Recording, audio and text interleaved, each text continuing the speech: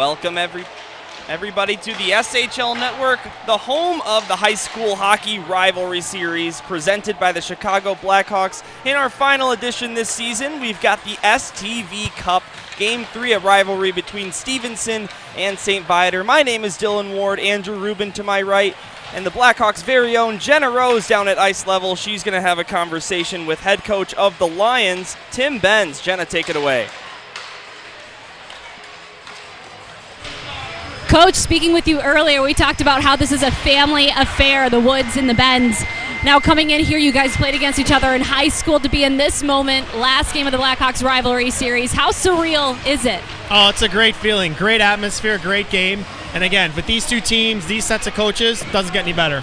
Seems as though you guys have had the edge on Stevenson throughout the course of the season now. How meaningful is it to have this type of rivalry? Oh, it's great. You know, like you said, we've been fortunate to go up 2-0. Would love to get the season sweep here, but they're a fantastic team. They're very offensively powered. Our goal here is to shut off their big hitters and go from there.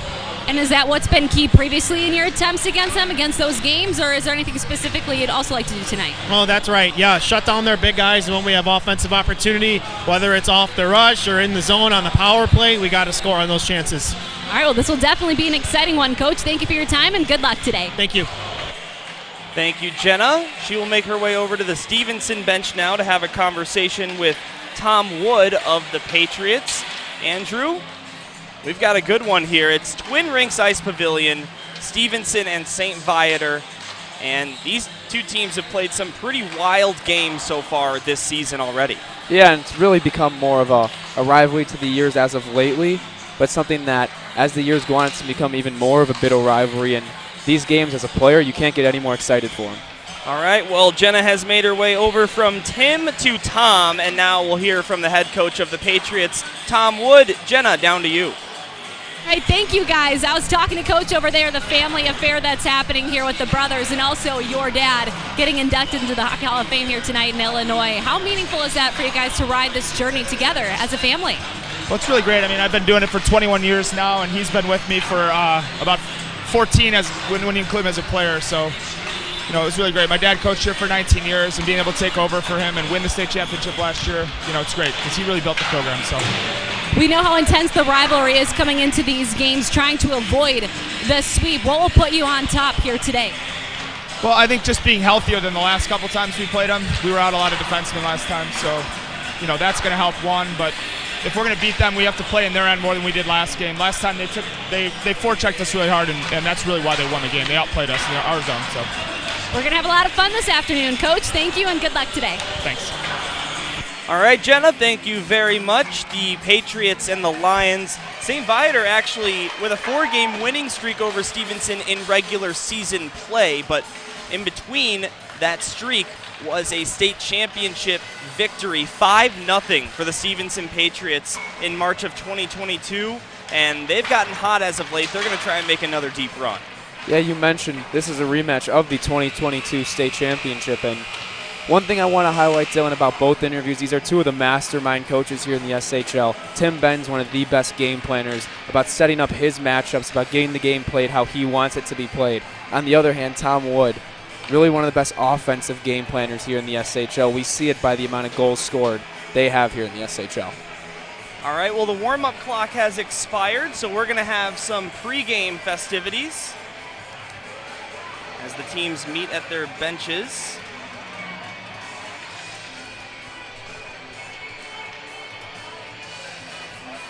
Jay Cabrera, our PA man tonight, we'll send it down to him shortly.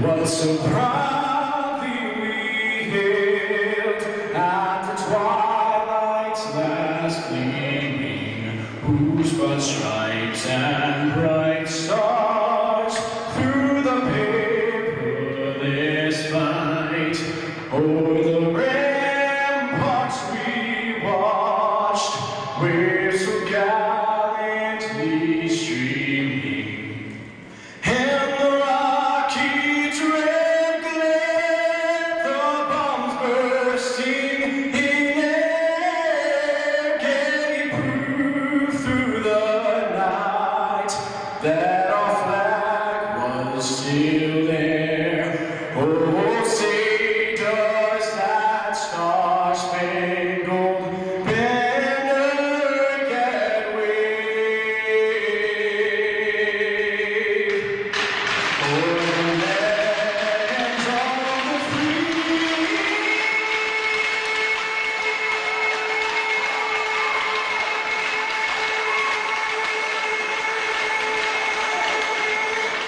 And the red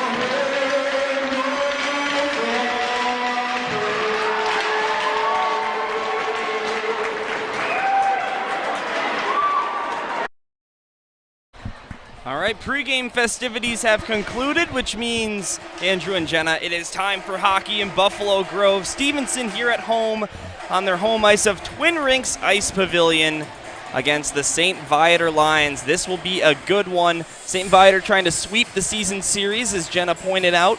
Stevenson has lost one game in overtime, but one in regulation. The regulation one was here at their home rink, 4-1.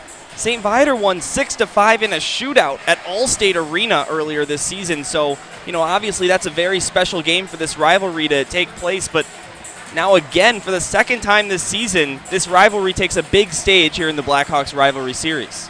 Yeah, and a rivalry like this is always going to be on a big stage.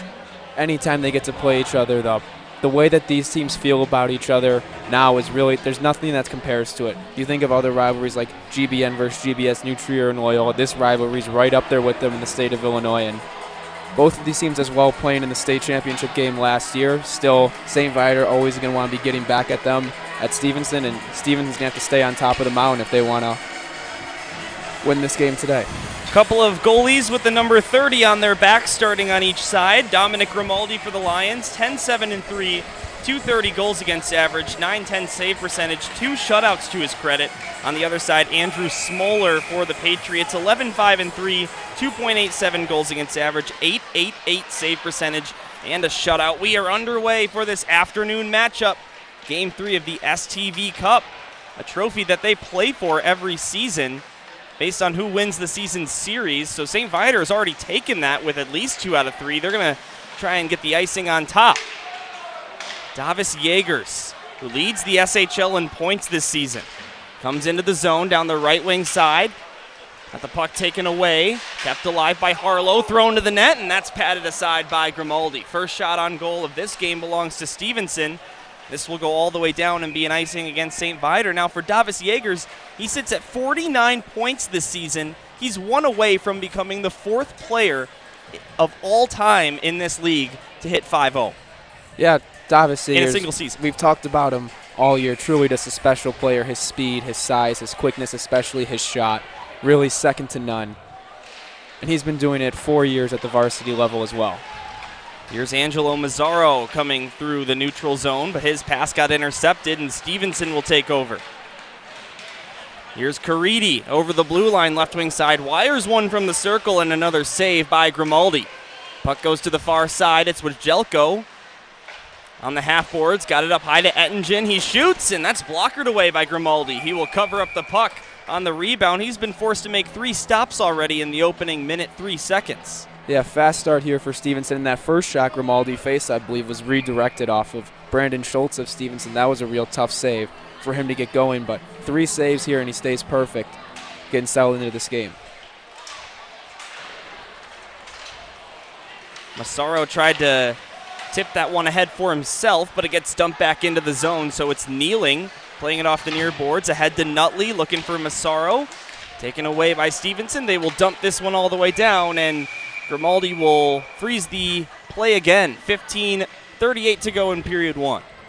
Really fast start here from Stevenson.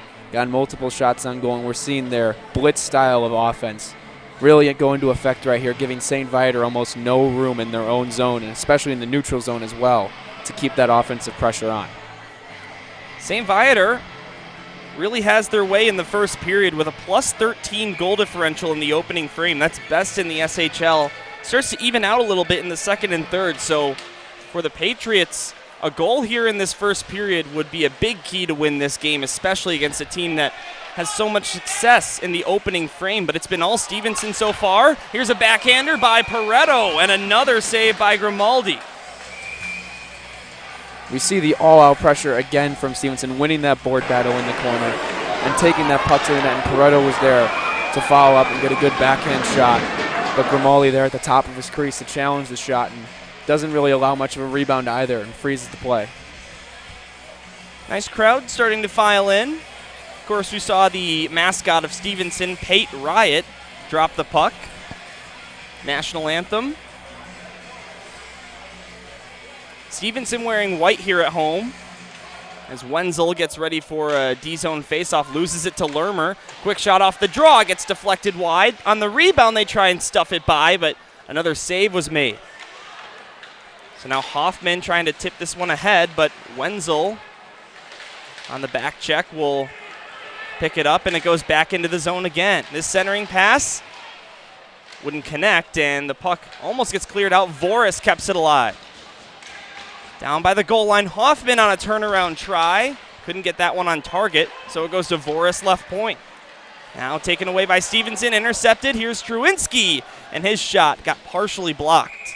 Now we're going to get a whistle, and I believe it's because the net's off his posts. Spot on there, Dylan. I believe the net comes off, and that's the first offensive zone pressure we've seen from St. Viator this game. It's exactly what head coach Tim Benz talked about what he wants. He wants to see them be opportunistic. He wants to see them attack off the rush. Playing against Stevenson and how offensive they play, you know you're going to get chances against them. Just for the sheer amount their defensemen look to step up and pinch the plays and take risks, you're going to get odd man rushes. To beat Stevenson, you're going to have to be able to score on those. Massaro off a face-off, tried a shot, but it gets deflected away. Kulik, now it's taken by the Lions again. Here's one thrown to the net by Voris, and a nice block. Jones tried a shot, blocked by Myers one more time. Puck goes to Nutley, far side corner.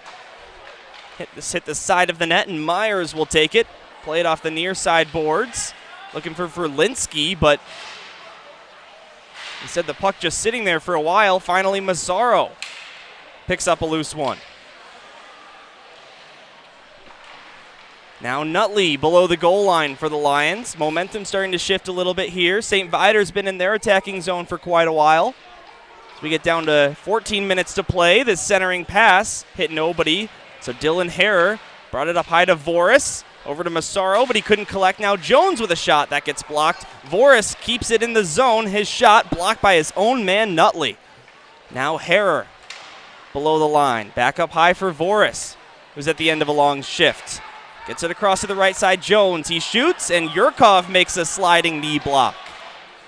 Third time already we've seen a block shot. Stevenson also historically known to be one of the best shot blocking teams here in the SHL and the entire state of Illinois.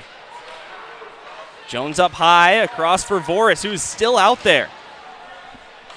Down to the corner, Nutley and Ettingen battle. Stevenson still with it. Dylan Harrer picks up a loose puck. Gave it to Jones, point blank shot, and it got blocked and tipped aside. Voris at the left point. Boy, he's been out there for about 2-3 minutes now. Far side half boards. Nutley. Now Yurkov pressuring Muneo below the line, and finally Kulik will get it outside the zone, and it goes all the way down, tip, so no icing, and Stevenson will change all 5 here. Now this pass missed Davis. It'll go all the way down, no icing again. That time Andrew didn't know the reason for that. We will play on. Maybe they felt the Stevenson player could have played the puck there, but we get the wave, and now here comes Stevenson. Jete to Yagers into the zone, he scores! There it is for Davis Yagers, 50 points this season. Joins an elite group of players, just the 4th to ever get 50 points in a single season in SHL history, and he does it with a goal. We talked about before the game just how skilled Davis Yagers is, and he gets the assist from his right-hand man, Dylan Jate. But we just see the speed and how calm he is going to the front of the net there. Just a quick pull to the backhand, and that's also just how fast the Stevenson offense can strike. The puck was in the Stevenson zone for a good 2 to 3 minutes, being dominated by St. Viator, but the moment this top line gets out there, it's just almost instant offense for the Patriots. This is Davis Yeager's 26th game of the regular season. That's his 28th goal. Unbelievable stuff for the Stevenson co-captain. It's also his first goal he scored against St. Viator this year and last year in SHL play, interestingly enough. And to do it in this rivalry series game, I mean, doesn't get much better than that for Davis Yagers. You can give an assist, by the way, to Dylan Jate on that goal and Brandon Schultz. That's Schultz's 4th assist, Dylan Jate's 22nd assist.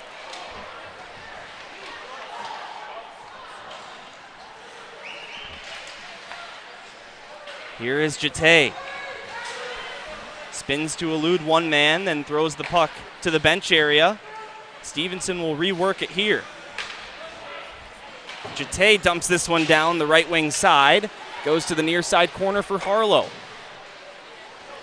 Will Harlow, the other captain of this team, tried to wrap around and it almost worked. The puck was rolling in the blue paint, but Grimaldi not forced to make a save. There you see the offensive ability of the Stevenson defenseman, especially Will Harlow. No hesitation from him jumping into the play offensively. Tristan Caridi, one of the most prolific varsity rookies in the league this season, with 30 points to his credit. Now Stevenson back in their own zone. It's Myers, almost lost the puck. And Hoffman on his tail, but he recovers and gets it to Caridi. Caridi to the neutral zone. That's in the skates of Wojdelko, and so here comes Jones into the zone, dumping this one down the left wing side. Goes behind Smoller.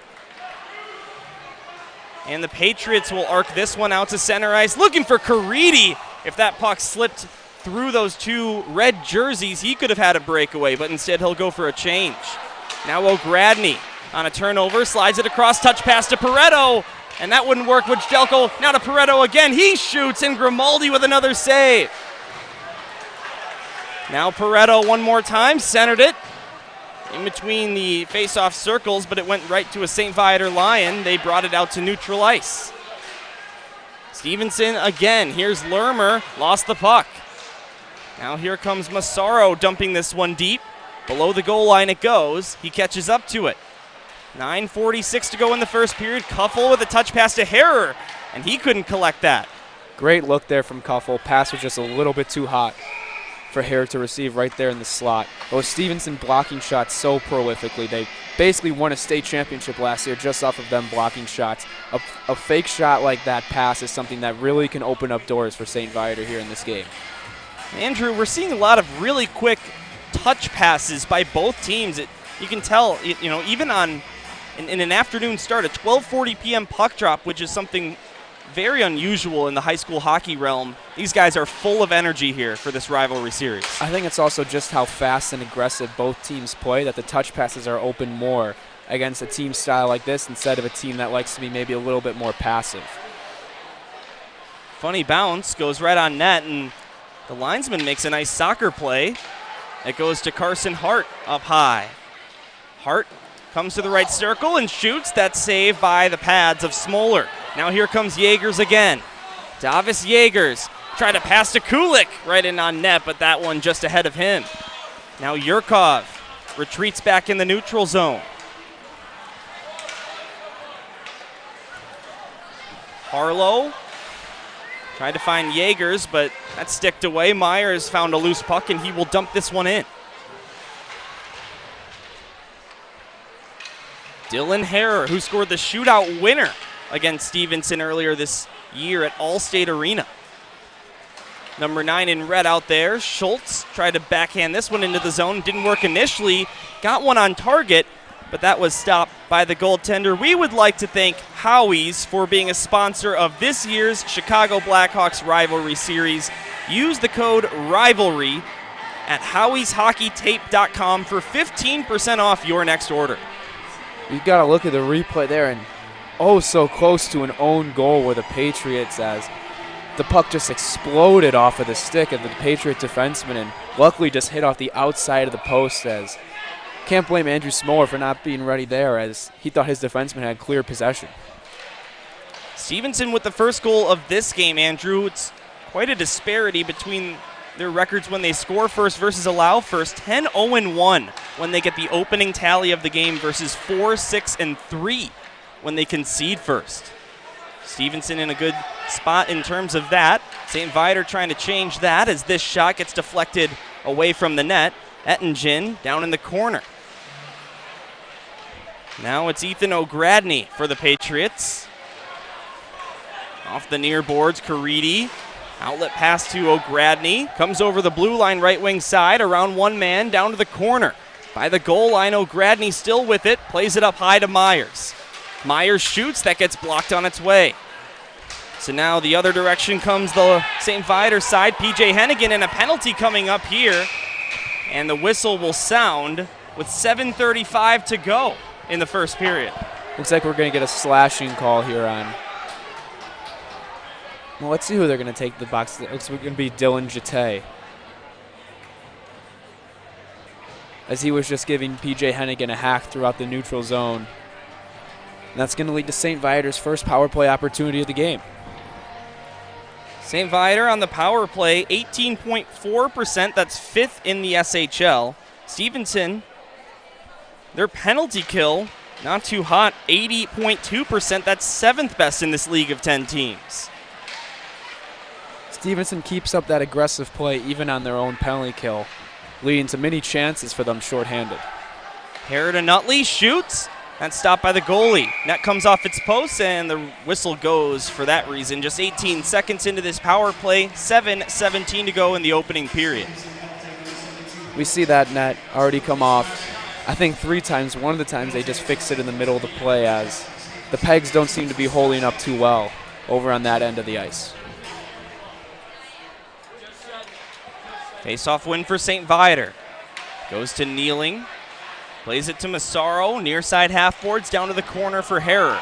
Takes a hit into the boards by Harmon. And the puck is safe for Stevenson, and they will dump this one all the way down. Great patience there from Harlow, as he was originally going to send that up the strong side boards, but St. Viator quickly shut that down, and just a quick fake and a little bit of patience opened up the whole other side of the ice. Kneeling into the zone, lost the puck. So Nutley recovers, throws it to the net, maybe looking for a tip by Herrer, didn't get it. And the puck comes to the near side. It's Nutley one more time. Got it to Herrer below the line. Now up to Massaro. 55 to go in the power play. Here's an interception by Stevenson, and they will clear. Again, you see more aggressive play from Stevenson. Will Harlow all the way up on the half wall there, looking to shut down that play. St. Viator rushing into the zone with 39 seconds to go on their advantage. But here's a steal and a clear attempt kept alive by the chest of Voris. But then ultimately Harlow will deke around one and set up a breakaway pass. Here's Kulik all alone. He shoots, and a poke check by Grimaldi to keep it out. Nice stop. Yeah, and originally the Stevenson coaches were unhappy. They thought that play was ruled offsides. But again, just so quickly Stevenson can flip the switch instantly to a breakaway there. O'Gradney now will clear. This has been a pretty good penalty kill here for Stevenson. St. Viator has had their possession. They just haven't had a lot of high danger scoring chances. Yeah, we never really saw them also really get set up into their power play. They really possessed the puck mainly towards the blue line, never really got anything going down low towards the net or especially the middle of the ice.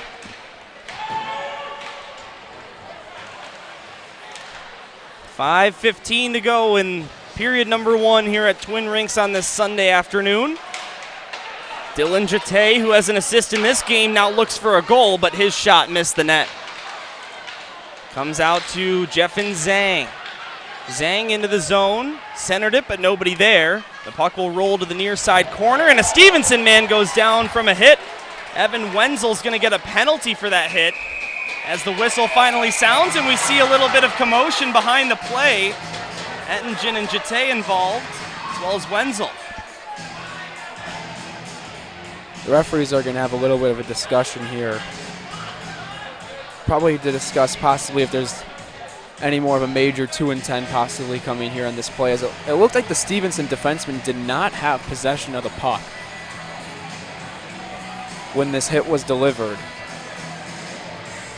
Evan Wenzel leads the St. Viator Lions in penalty minutes with 44. That goes to 46 now on the 2-minute minor. Actually, it looks like Ross Davis is going to join Wenzel in the box, so that could have been a 2 and a 10 penalty.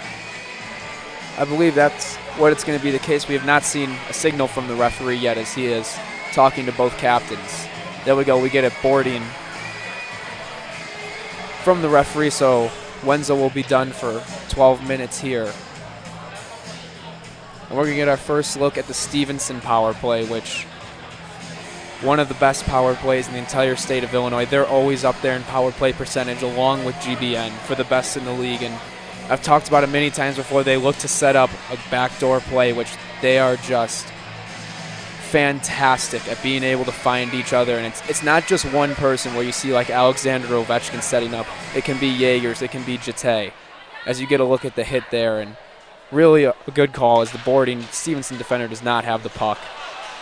21.8% on the power play, Andrew, just as you alluded to, is just one spot shy of the Glenbrook North Spartans, second best in the league.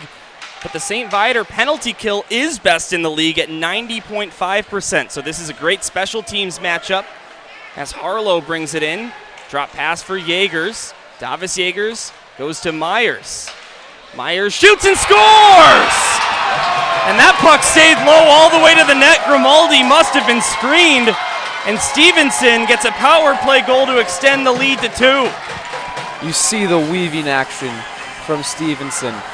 And right there you see the drop pass to Jaegers. And then Jaegers the drop pass to Myers, who fakes the shot. And all that weaving had St. Viator out of sorts. That it looked like it was just Dylan Jete screening the goalie in front of the net. No St. Viator defender there to help clear him out. And Dominic Grimaldi was just not able to see it. And that puck just happened to slide right between his 5-hole to make this game 2-0. So a dream start for the Patriots. We talked about St. Viator's stellar goal differential in the opening frame, but Tom Wood and his side having no problem with that so far as the Stevenson power play prevails. But here's Viator scores! Shortly after, P.J. Hennigan gets his 12th of the season, and it's a 2-1 game. Shift after a goal is so important in hockey games, and we see it right here, just a quick turnover by Stevenson in their own zone. Puck got wrapped around the boards. Winger tried to chip it to Sean Yurkov in the middle, and it was just behind him, and P.J. Hennigan wasted no time, not dusting that puck off at all. Picks that puck up and goes top left blocker side on Smoller, and it's after what was a dream start for Stevenson, it's now just a 1-goal game. It's a crazy game, Andrew. Still so much hockey to play this afternoon in Buffalo Grove. Stevenson here at home leads 2-1 as Jete brings it into the zone. St. Viator now will come the other direction. Jones through neutral ice, backhanding this one in.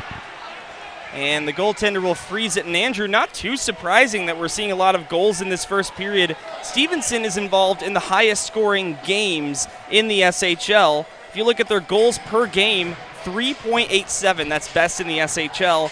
But then you look at their goals allowed per game, 3.04, which is tied for the most goals in the SHL, or second most goals, I should say. That's just mentioned the style that they play. Other teams know they're going to get their chances. Stevenson knows they're absolutely going to get their chances in games as well. And they have the offensive firepower that they're okay playing in games, 6-5, 7-6 style of hockey games. Here's a hit into the boards, and no penalty's going to be called. Some Stevenson players wanted one. Kind of surprising that that doesn't get called if the one over on the other end did, but we will play on. Hoffman will send this all the way down. This will be an icing with 30 to go in the first period.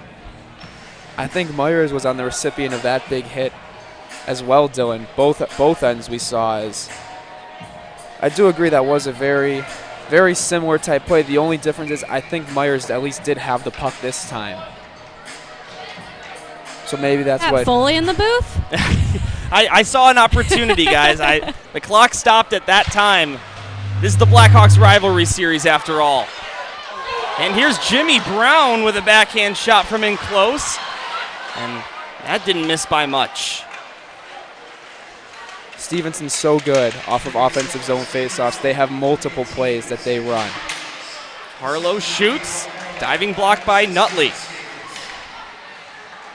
Now here's Harrer with a nice move around one. Got it back for Nutley. Loose puck sitting there. And it's grabbed by Harmon, who backhands it out of the zone.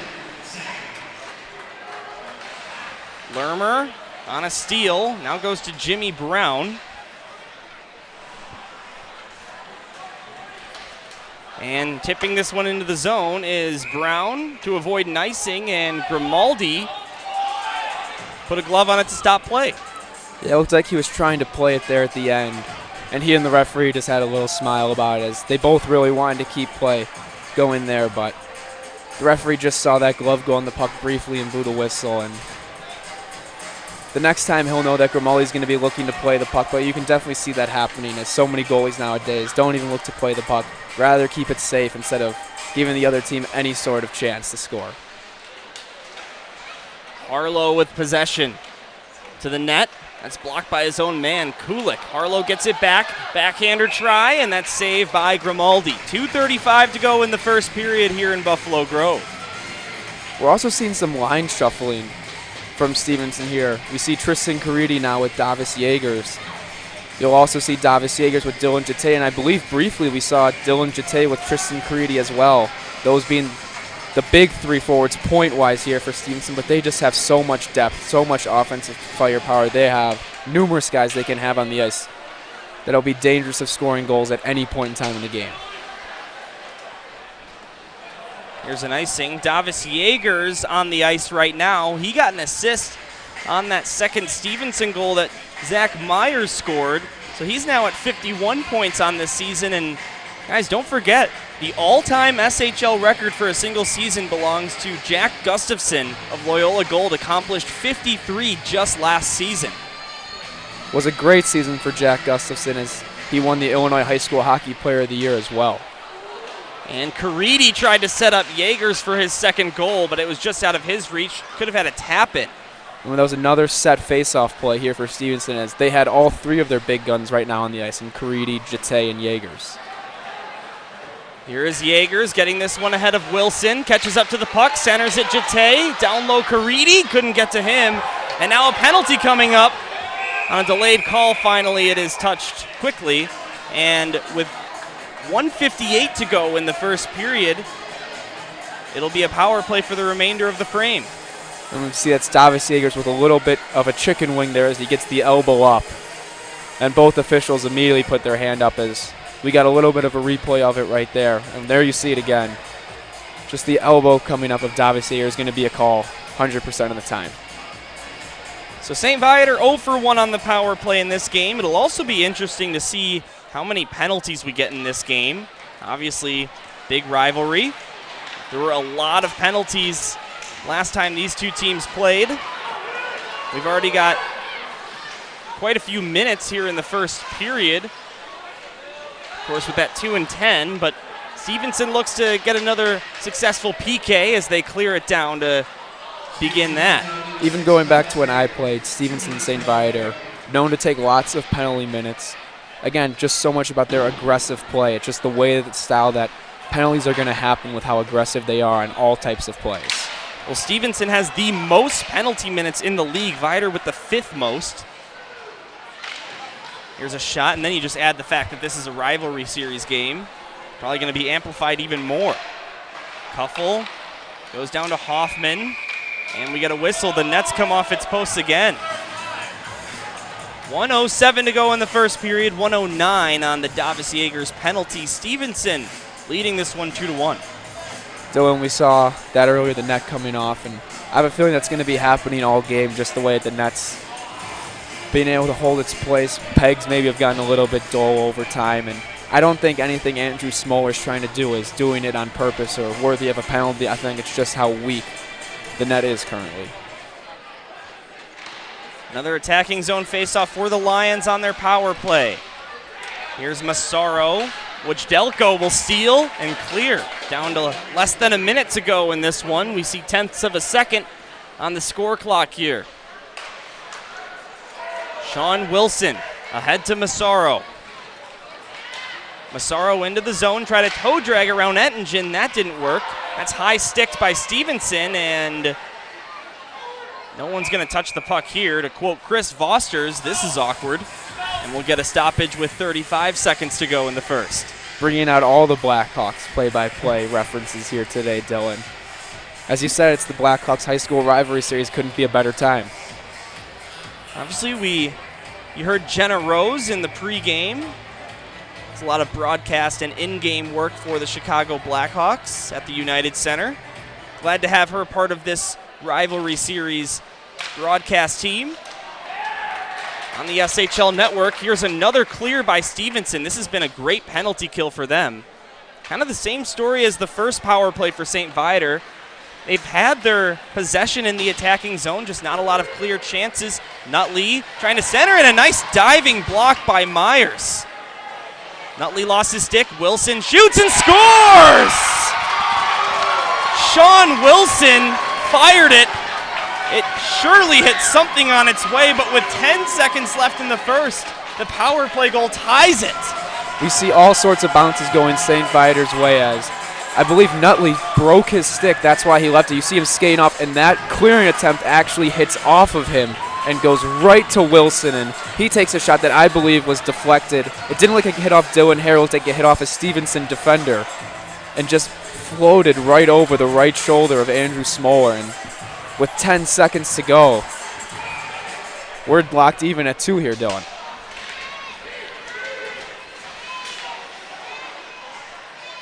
Five seconds remaining in the period. This should just about do it for the first frame, and what an opening period it was here at Twin Rinks Ice Pavilion between the Patriots and the Lions. 2 goals apiece. Stevenson goes up 2-0. St. Viator with 2 unanswered to get this thing all tied up. The Chicago Blackhawks thank everyone for tuning in to the 2022-2023 High School Hockey Rivalry Series. To watch replays of this game and all of this year's games, head over to blackhawks.com/HS Rivalry Series. So now the teams will meet at their benches, and Jenna Rose, who I just mentioned earlier, is standing by with Sean Wilson. Jenna, take it away. Thank you, guys. That goal was extremely impressive. Less than 10 seconds left in the game, all the way from the blue line. What gave you the confidence to shoot that shot? We got to start getting pucks to the net. I mean, we haven't really shot the puck well yet, and we know we can score. So we just got to get stuff going, and I think we can win this game, and we just shoot. And for this team to tie things up at this point in the game, what does that say about your crew? We've been resilient all year. I mean, we just got to keep going, and we know we can hang with anybody. I mean, for us, those 2 goals, it's not a lot. We can come back from anything, and we've done it all year, and we can do it again. So we just got to keep going. Exciting first period. Thank you for your time. Thank you, Jenna. Now in a moment we will hear from the other bench, the Stevenson Patriots, who of course had that 2-0 lead that was squandered late by the Lions. Dylan Ward, Andrew Rubin, Jenna Rose down at ice level, and looks like she has found Davis Yeagers, who became the 4th player to hit 50 points in a single season in the SHL this year with a goal earlier. Thank you so much. Well, they set it up in the booth, but you are the 4th player in SHL history to hit 50 points in a single season. To do that here in the Scholastic Hockey League, get it done today, how does it feel? It feels great. I can't take all the credit. It's all to my team. I just get incredible passes, and when I pass to my teammates, they just finish. And Stevenson knows how to put up a fight. What are we expecting from this team in the second period? Well, from us, we just have to forecheck hard. We know they forecheck hard. They get a lot of shots, so we just have to block them and get to the net and get in front of the goalie. Well, it's going to be a good one. Davis, again, congratulations. Enjoy the game. Thank you. All right, thank you, Jenna. Back up here in the booth One more time, Dylan Ward, Andrew Rubin, Jenna Rose, Matt Budin on camera, and a voice you probably know very well, Max Anderson, stepping over to the computer today, pulling up replays, the technical engineer. Jimmy Olsen, if you're watching this one, we hope to have you back on our team soon. As we get ready for the second period of play. 17 fresh minutes on the clock, 2 goals apiece. And Dylan, this has really been the game that we've been expecting. We got fast pace, we got physicality, we got a few penalty minutes and lots of goals. Exactly what was advertised coming into this game. Both teams about 500 when they finish the first period tied this season. Stevenson 3-4-2, St. Viator 3-3-1. So it's the period of the long change now. We'll see if that impacts either of these teams in any way. Another broken stick forces Zhang to head to the bench. Caridi tried to toe drag that, but instead here comes Dylan Harrer. Harrer shoots, left circle, that's stopped by Smoller. Now this one's lifted out to neutral ice. Harrer at the blue line, goes down low, and a goal! Aiden O'Neill, 32 seconds into the period, puts Viator in the lead for the first time this afternoon. This is great transition play from St. Viator as we see the pass from the St. Viator defenseman up to Dylan Hare, and Dylan Hare draws both defensemen to him, and that gives Aiden O'Neill a full head of steam coming in. He's able to beat that Stevenson defenseman, and then he's able to beat Andrew Smoller to his blocker side. Again, the third goal we've seen to the blocker side. That replay again in slow motion. Look at that backhand saucer pass right over to O'Neill. That was Dylan Harrer on that pass. Quite an assist. Davis Eagers the other direction, gave it to Schulte. He shoots, and what a save by Grimaldi. Stevenson trying to tie it right back up just 10 seconds later, and Dominic Grimaldi says no. A set play off the center ice faceoff dot. Davis Eagers lined up as a defenseman. Stevenson just looked to win that puck to the boards, and Davis Eagers beats the St. Viator defenseman with the speed, finds Brandon Schultz. But Dominic Grimaldi, with that trailing glove hand, just did enough to keep that puck out of the net.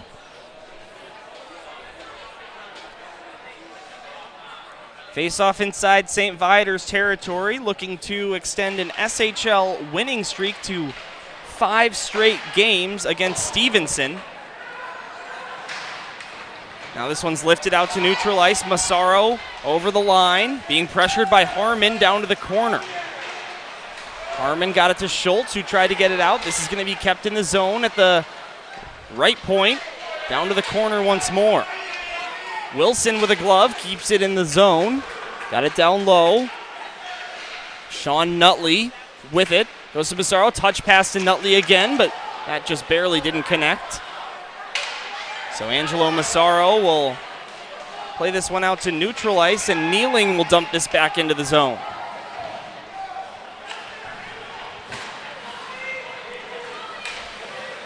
Wilson throws it into the zone now, and Harlow will pick it up.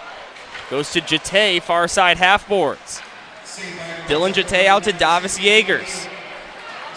Yeagers through the legs of one, couldn't catch up to his puck though. It'll go to Schultz, who centers it. Harlow, he shoots, and that's blocked and tipped high. 15-11 to go in the second period. This game is still fairly new, and we have seen a lot of action so far. Good look there from Schultz under the goal line to find Harlow creeping in from the point. But I believe that was the stick of Ross Davis that just got a piece of that puck and deflected it up out of play. We're going to get a great look of it here. And yeah, there's Ross Davis with a great stick to deflect that shot up over the net and out of play.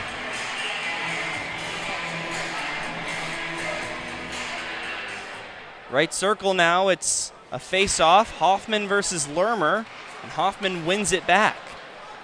Goes to Struyinski, out to neutral ice. That puck drills the ceiling, and that'll stop play. Andrew, we've done a couple games at this rink. We've talked about the low ceiling here at Twin Rinks Ice Pavilion, and that's definitely going to change how you play, especially as a visiting team coming in here. Yeah, there's lots of different elements here. You mentioned the low ceiling, really hard to just clear pucks, just flipping it out of the zone. Also, seems to be a little bit darker here than other rinks as well. Just makes it a little bit tougher to see, not only for players but also for goalies especially. Of course, Andrew Rubin, a former player in this league, a Glenbrook North Spartan class of 2021. This will be an icing. Knows all about these rinks and some of these players as well. I know you've played against Davis Jaegers and Dylan Jete in the past. I believe I've played against a good amount of players. Will Harlow as well, Sean Wilson, PJ Hennigan. At that point in time, they were the young guns of the league, the next up-and-comers, and just how fast it can change. They're now the well-seasoned veterans and looking to graduate and move on to better things. Quick chance by Wojdelko, and that didn't work, so Jete back to Wojdelko below the line. Try to give and go with Jete, but couldn't get back to him. Stevenson will keep possession. Harlow to Jete, and this pass gets deflected out to neutral ice.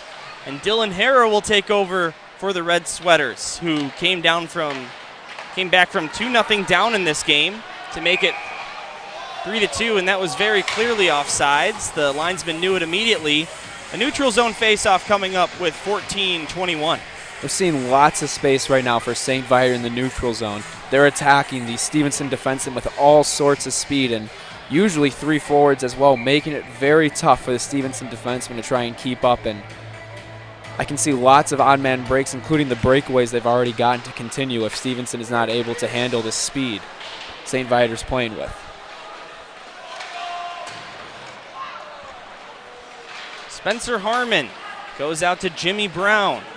Brown over the line, cuts to the center. And Kuffel will intercept this pass, goes right to Harmon again. Harmon shoots, and a nice glove save by Grimaldi. Boy, in spite of allowing 2 goals, Dominic Grimaldi having a good game between the pipes. Making a lot of high danger chances make really easy. As you see, that's just a flick of the glove for Dominic Grimaldi, but an A-plus chance there from Stevenson right between the hash marks, but still not able to solve Grimaldi. Neither of these teams have won a game this season when trailing after 2 periods. Harmon off a face-off shoot, save made. Kulik scores! Backhand rebound shot. Goes top Cheddar, and it's a tie game with 13:51 to go in the second. This play, complete Stevenson play. We see Davis Jaegers win the face-off back to Harmon, and Harmon wastes no time one-timing that puck on net, and it just had puck with eyes, just found its way to Dominic Grimaldi, which Dominic Grimaldi, not being able to see it, couldn't really control the rebound too well, and led to Kulik being able to just feather that puck with his backhand right into the back of the net. So Zach Kulik gets his 4th tally of the season. We've got a lot of guys who have scored in this game that aren't usual suspects per se for their team. We've got Sean Wilson, that was his 3rd goal of the year earlier in this game. Aiden O'Neill with his 5th. And now there you go, the 4th for Zach Kulik. And Wilson scores! Top of the left circle, that was a seeing eye shot. Smoller has been frozen since that puck went over the line, and it's back to a St. Viator lead. I believe that puck deflected off of a Stevenson defense, and we're going to get a good look of it here. As yes, it looked like it either went off O'Gradney or Zach Myers, who was also screening Andrew Smoller. And again, we see a shift after a goal proving to be so important. St. Viator's taking advantage of it twice. So in 24 games played this season, Andrew, Sean Wilson managed 2 goals. He has now matched that less than halfway through this game. And he's still out there in the corner, the defenseman in red, 23. Especially in the last regular season game against St. Viator, or Stevenson, their big rivals here. You'd expect nothing less from the captain of this Lions team. Here comes Struinski over the blue line. He'll fire a shot that's blocked by Ettingen. Then Struinski takes down Ettingen, and that leads to a little bit more after the whistle as we stop with 13:02 to go. I have to say, Dylan, to my eye, it seems like St. Viator is playing with a lot more physicality, especially on the offensive end. Anytime they dump the puck in or any chance they get, to even just get the littlest of shot on a Stevenson player, a little shove, anything at all. They're looking to do that, and it's really starting to frustrate these Stevenson players. 4-3 game with 13:02 to go in the second period. An absolutely wild one at Twin Rinks Ice Pavilion. And Andrew, you were here about a week ago, and you saw a pretty crazy game where Stevenson came back from down 4-1 against Glenbrook North to win 5-4. And all 9 of those goals were scored before the third period. It was a scoreless third period. That's just unbelievable. Wonder if we're going to get something similar here. As a man goes down behind the net, Moran tried a shot, and that's stopped by the pads. Tremendous save there from Andrew Smoller. Barely even located that puck, but just got his left pad stretched out. Boy, Liam Moran was looking for his first point of the season with that, and now we're going to get a penalty at the blue line against Stevenson, and the whistle goes as they touch up.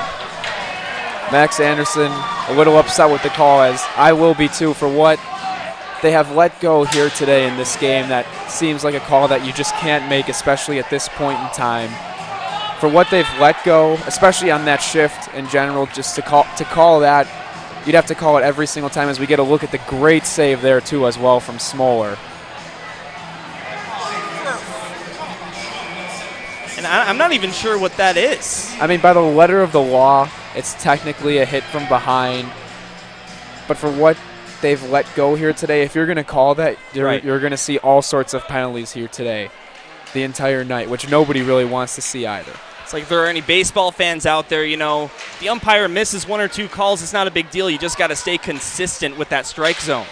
That's the biggest thing all players want, is because every umpire referee is going to be different, just as long as they stay consistent throughout the whole game. Yeager's up to Lermer, and Lermer will dump it out to neutral ice. Yeager's hopped on top of Wilson's back, and the loose puck is found by Nutley, who comes into the zone. Wires one from the right side, and that's turned away by Andrew Smoller. Now Harlow, this is taken away by Harrer.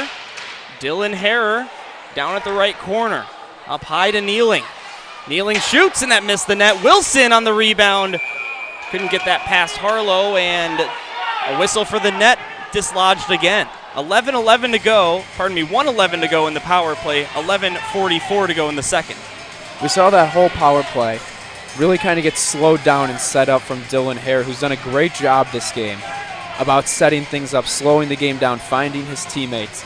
I would have to say on the power play, they have to look to get him the puck more, as it seems like he's been one of the only ones to play calm and let everything kind of play itself out and really be able to nickel and dime and dice his way through the Stevenson defense. Cleared down by Stevenson. Each team has a power play goal in this game. St. Viator 1 out of 2. Before this power play, Stevenson 1 for 1. This is dumped down into the zone. O'Gradney finds it and clears it easily. Grimaldi comes out of his net to set this one aside for Matthew Voris. Now here comes Jack Kuffel, the defenseman leading the charge. Kuffel all the way down below the goal line. Got it to O'Neill, who goes up high to Voris. Voris to the left circle, O'Neill. Cross ice pass, Hoffman turns around, fires, and Andrew Smoller makes the big save. And no rebound, as well as P.J. Hennigan was flying in to in front of the net area there to look for any sort of loose change. But Smoller was not having any of it, and gets a much-needed whistle, as well as his penalty killers had been out there for, I think, all minute 40 of that penalty kill. 20 seconds to go in the power play. This faceoff is taken by Stevenson initially, but Voris, slap shot one-timer, looking for a tip, didn't get one. So it goes back up high. Connor Jones to Struinski to the slot, and that's found by the Patriots, Harlow, and cleared out. And that'll finish the penalty. Good job from Harlow there, reading that backdoor play, shutting it down, and then also clearing the puck as well. 2 goals apiece in the first period. St. Viator with 2 and Stevenson with 1. Less than halfway through the second period. Here's Ettingen entering the zone. Goes down below the line, centering pass up high. It goes to Pareto. He shoots. Didn't get a lot on that shot, but did go towards the net as the puck now comes into the near corner. Ettingen, now Kulik. Puck nearly touches the netting, but it will stay in bounds, says the official, and out to neutral ice. Pareto will dump this one back into the zone, and the Lions will reset. 9:47 to go in the second period. Ettingen over the line, back for Stevenson. Shoots from way up high, and an easy save for Grimaldi. For what has been a real fast-paced kind of last 4 or 5 minutes in this game, seems like it kind of slowed down there for the last minute here. Both teams needing a little bit of a breather, probably both coaches as well.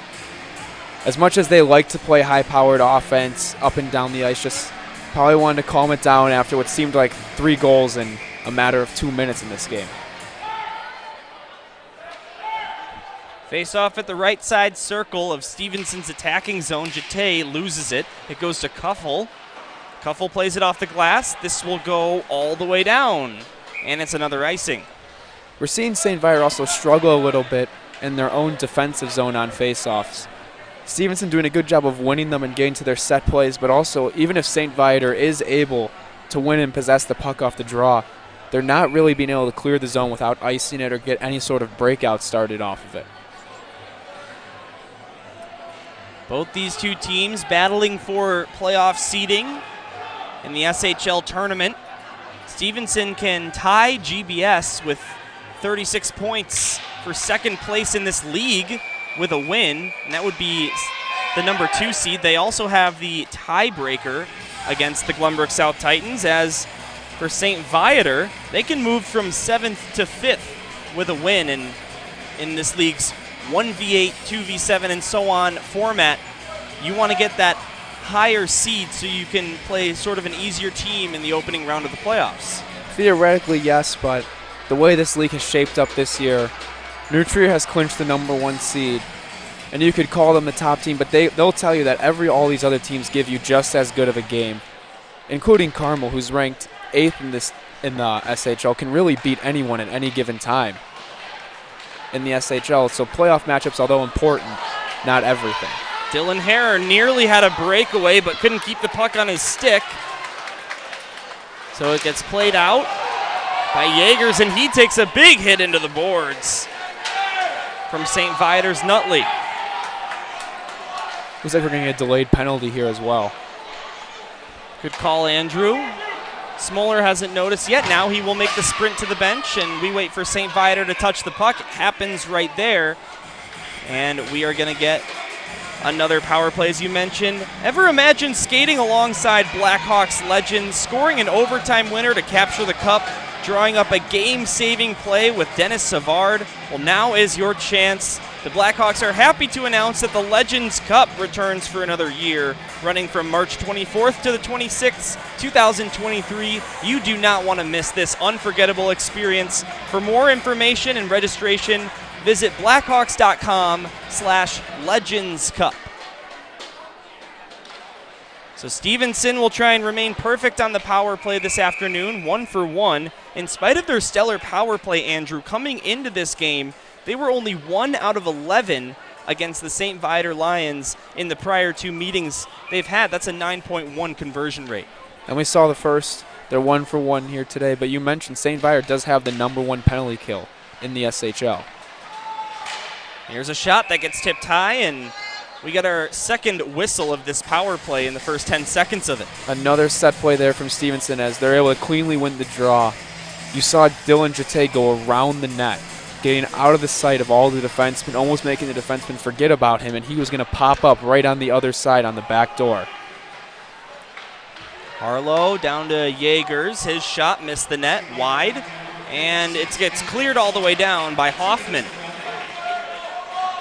Harlow now goes to Caridi. Tristan Caridi. Touch play by Jete, back for Caridi, but gets taken away by Hoffman, and he clears it again. Good job from St. Viator there, shutting down in the neutral zone. Davis Jaegers waiting at the blue line. Into the zone. Down below the line now, being pressured He gets taken down now. No interference call. The Stevenson side of the rink here to our right in a major disagreement with that. We will play on.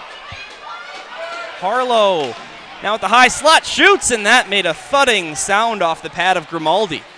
Now in the slot again, Myers goes to Jaeger's one-timer like Ovechkin, and that goes high of the crossbar. We see Stevenson looking for that backdoor play again as we're going to get another penalty here, this time against the Patriots. With 42 seconds remaining in the initial penalty, we'll see some 4-on-4 here. it looks like Zach Myers just slashed the stick out of the hand of Charlie Hoffman, and I've said it here multiple times here on the SHL Network, when a referee sees a stick go flying or get chopped down out of a player's hand, probably going to get about at least a 95% chance it's going to be a penalty called here. So slashing penalty moves us to 4-on-4 for the next 42 seconds. Then after that, it'll be a shortened power play for the Lions.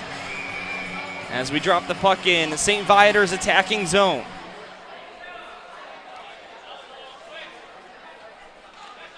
And false start on the face-off. Jaegers will come in to take it instead of Jete. And face-off goes to St. Viator. Here's Kuffel. His pass intercepted by Stevenson. They will try and rush the other direction. Here's Jete, but he couldn't pull it ahead of Carson Hart there for St. Viator. Now number 6 takes down another. Loose puck comes up high to Ettingen. Davis Jaeger shoots and scores! His second goal of the game, and he's now 1 point away from matching the all-time single-season SHL scoring record, sitting at 52 points on the year. And although it's 4-on-4, you have to wonder how Davis Jaegers gets this much space, as Ettingen has that puck at the point, and he finds Davis Jaegers with nobody around him, and Davis Jaegers with that much time and space is able to just take one step, and with probably the best shot in almost the entire state of Illinois, Stevenson's going to be very happy with that matchup, and he buries it to get even everything up here at 4 apiece with 7:05 to go.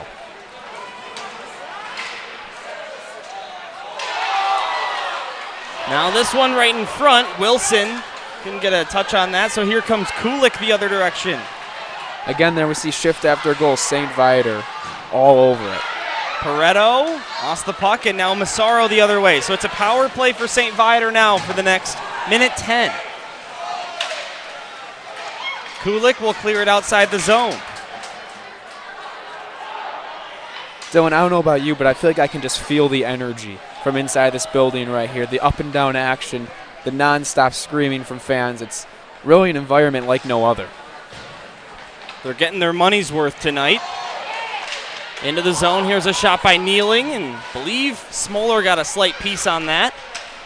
Now this is going to be taken by Ettingen as he glides through the neutral zone. That looked offsides. There's the whistle. Lermer a step over the line, and we'll stop with 6:07 to go in the second period. 4 goals aside here in this one. And 34 seconds to go on the power play here for St. Viator. It's really going to be interesting to see the type of strategy they give to this, if they're going to try to set something up, be a little bit overly aggressive, or if they're just looking to get back into the offensive zone and play on the Stevenson's half of the red line.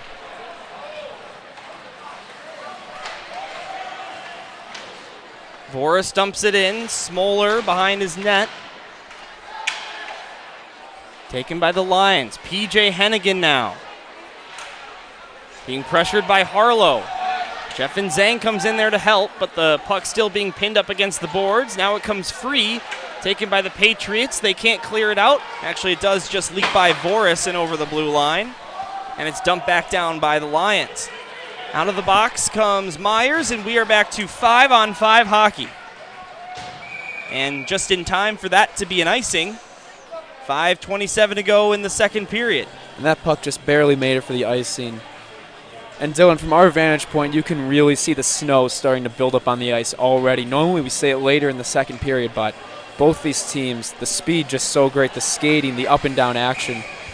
you're really starting to see the snow build up, which all these fast-paced, quick plays that you see these teams make become that much more difficult with these ice conditions. Of course, 5 minutes away from our intermission. For the high school level, you just take that brief timeout after the first and cut the ice after the second period. So that problem will be fixed soon enough. Struwinski into the zone to Hoffman. And it just eluded Evan Wenzel. And Stevenson will try and bring it out. It's kept in the zone by the Lions. Davis Jaegers tried to clear it out. It does go ahead. Here comes Verlinski now. Into the zone, over the blue line, down the left wing side. Catches up to his puck below the line. Wojdelko centering, pass in the slot, turning around and shooting is Jete, but Hart made a nice block.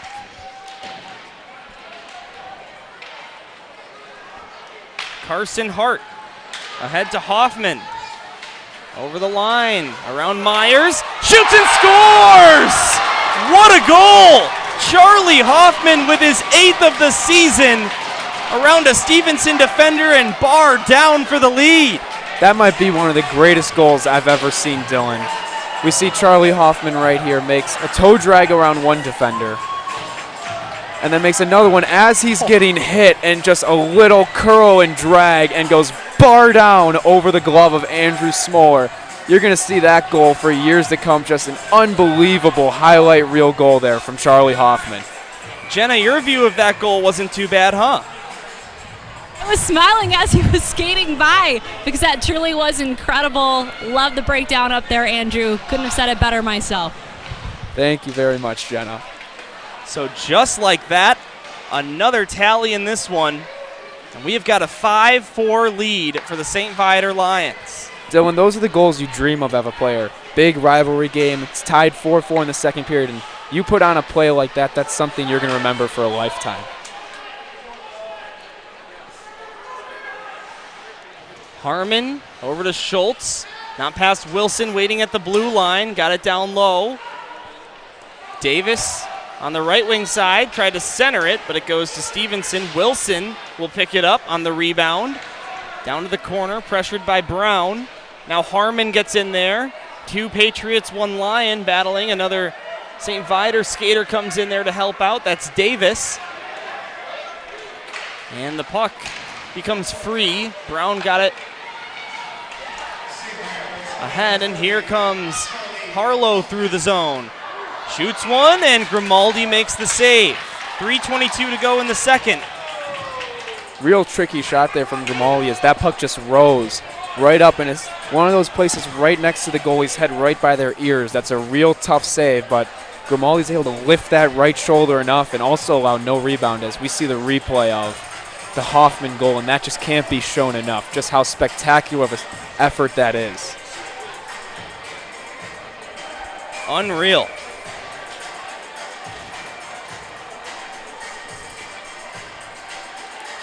Stevenson will take the face-off in their attacking zone. They win it. Goes to Ettingen, right point. And the goaltender was screened a little bit there, but he did make the pad save. More offense off of offensive zone face-offs for Stevenson again. What did I say, Andrew, about Stevenson being involved in a lot of high-scoring games earlier this broadcast? As Ettingen quietly making his way around a couple defenders, drawing some reaction from the crowd here. It's going to be Kneeling the other way. Jake Kneeling tried to lift that one under the crossbar, and we will get a whistle to stop play. I think the net's off again. I believe so. You are right, Dylan. And you mentioned it, just the Stevenson games that they've played recently as well. Just been, we mentioned the one against GBN I was able to broadcast, just non-stop action. It's really, as a fan, incredible to see, and one of the most exciting teams you can watch. Not only in the SHL, not only in the entire state of Illinois, and all of hockey. This rivalry has been around for a long time, but since the SHL was created, St. Viator has never swept Stevenson in this regular season series. They're looking to do that for the first time, with a 6-5 win and a 4-1 win earlier this year. This game has a little bit more of that 6-5 feeling as this goes out of play. 2:42 to go in the middle frame before the Zamboni intermission. St. Viator on the road leading 5-4. Andrew, it seems like for these rivalry series, we either get a really low-scoring, tight game, or we get just an absolute shootout. I know we saw Wabansie 2-0 against Maine. Saw Glenbrook South 2-0 against Glenbrook North. We've also seen quite a lot of high-scoring games as well. Davis Yeagers looking for more as he comes into the zone. Penalty coming up as a Stevenson man is taken down behind the net. And Stevenson will go back to the power play. Yeah, it looked like they held Davis Yeagers, and not the first time we've seen Davis Yeagers go flying down the right-hand side. Just so hard to be able to contain.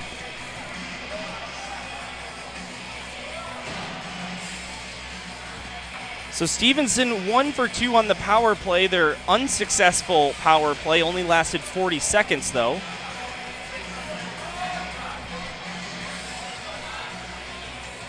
Drop the puck at the left side circle, and Jate, Yeagers, and Caridi all out there right now. For the Patriots side, they're looking to tie this game before we take a break. Loose puck here goes behind the net, up high to Harlow. Harlow goes to the circle, Yeagers, now to Caridi, right side. That one bobbled, but Stevenson keeps possession alive. Harlow shoots, and that hits the end boards behind the net. Some of the fans thought it was in. If I'm being honest, I might have too for a second. Now Myers, again, this one gets tipped. Caridi, now to Jate, shoots, and that's into the SV logo on Dominic Grimaldi's jersey. We saw all sorts of looks there from Stevenson as we're going to get a replay here of the holding call that St. Viator took, and you see the grab of Davis here. It looked like from both sides, but mainly on the left hand of the St. Viator defender there. But we saw Stevenson, they have the backdoor option. They have the guy in the high slot option. They have Will Harlow up at the point looking to get all sorts of shots through. Just so many options on the Stevenson power play, and not to mention Davis Yeagers and Tristan Caridi on both sides of it. Harlow down to Caridi, got it down low for Yeagers, and he just barely couldn't touch that into the net. That was a nice play by those line mates. And St. Viator will get this one outside the zone. There's that play I talked about earlier. Off of the face-off, the Stevenson center on the left hand, it's Jate. On the right-hand side, it's Yeagers. Circles the net looking for a backdoor tapping. Caridi to the blue paint. Jate just couldn't tip it by. 1 minute to play in the second period. It's kneeling behind the net, up high for Harlow. Now Yeagers goes down to Caridi, right circle. Had a hard time picking that up cleanly. Stevenson still in their zone here with 24 seconds left on the man advantage. This one gets tipped high, but just barely stays in the barn. And finally, St. Viator finds it and clears it with power. 10 seconds left on this power play, just 30 in the period. Here's Harlow. Wenzel, the man to beat. Goes to Pareto in neutral ice. Now Davis Yeagers circles back. Both teams back to full strength. Tay into the zone. St. Viator gets it out, looking to spring ahead. PJ Hennigan. Yeagers back into the zone, but they're off sides, and Davis Yeagers in some pain after that. Fortunately, it doesn't look to be too serious. Gets up on his own fairly quickly. We'll see what happened here on the replay.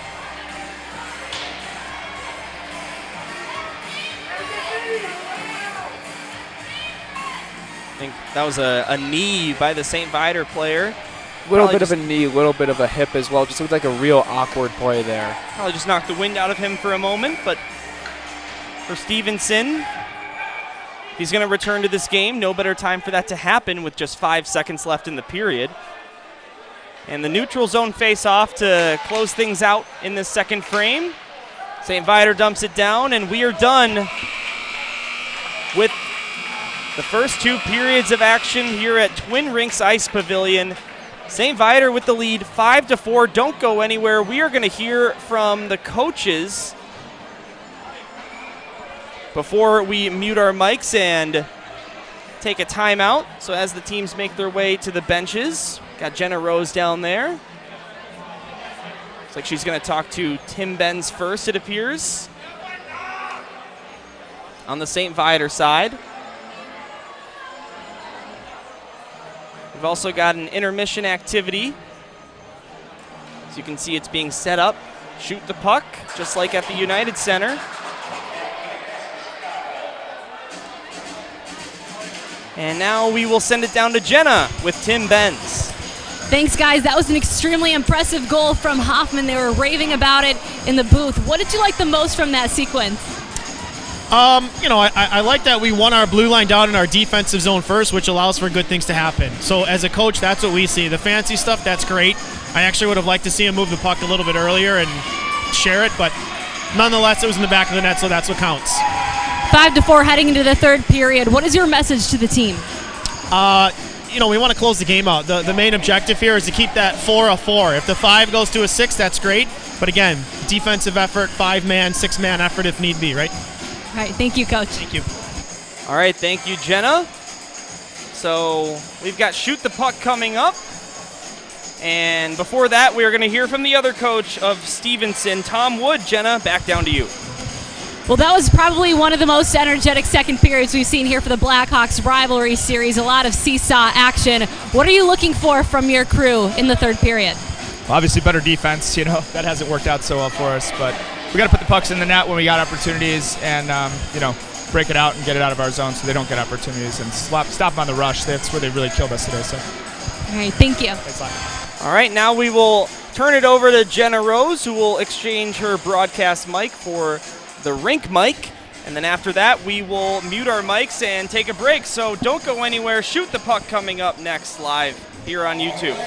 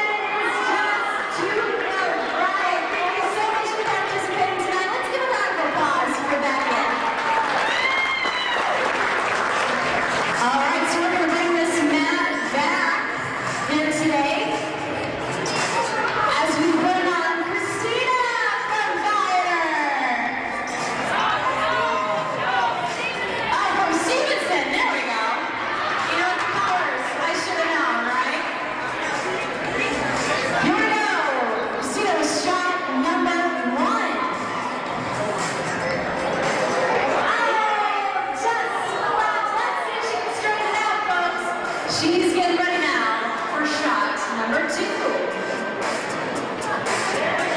It's going straight. Rolling away. Just off the board, but let's see if you can replicate that again, Christina. You're looking good out there. Shot number 3. Is she going to make it back?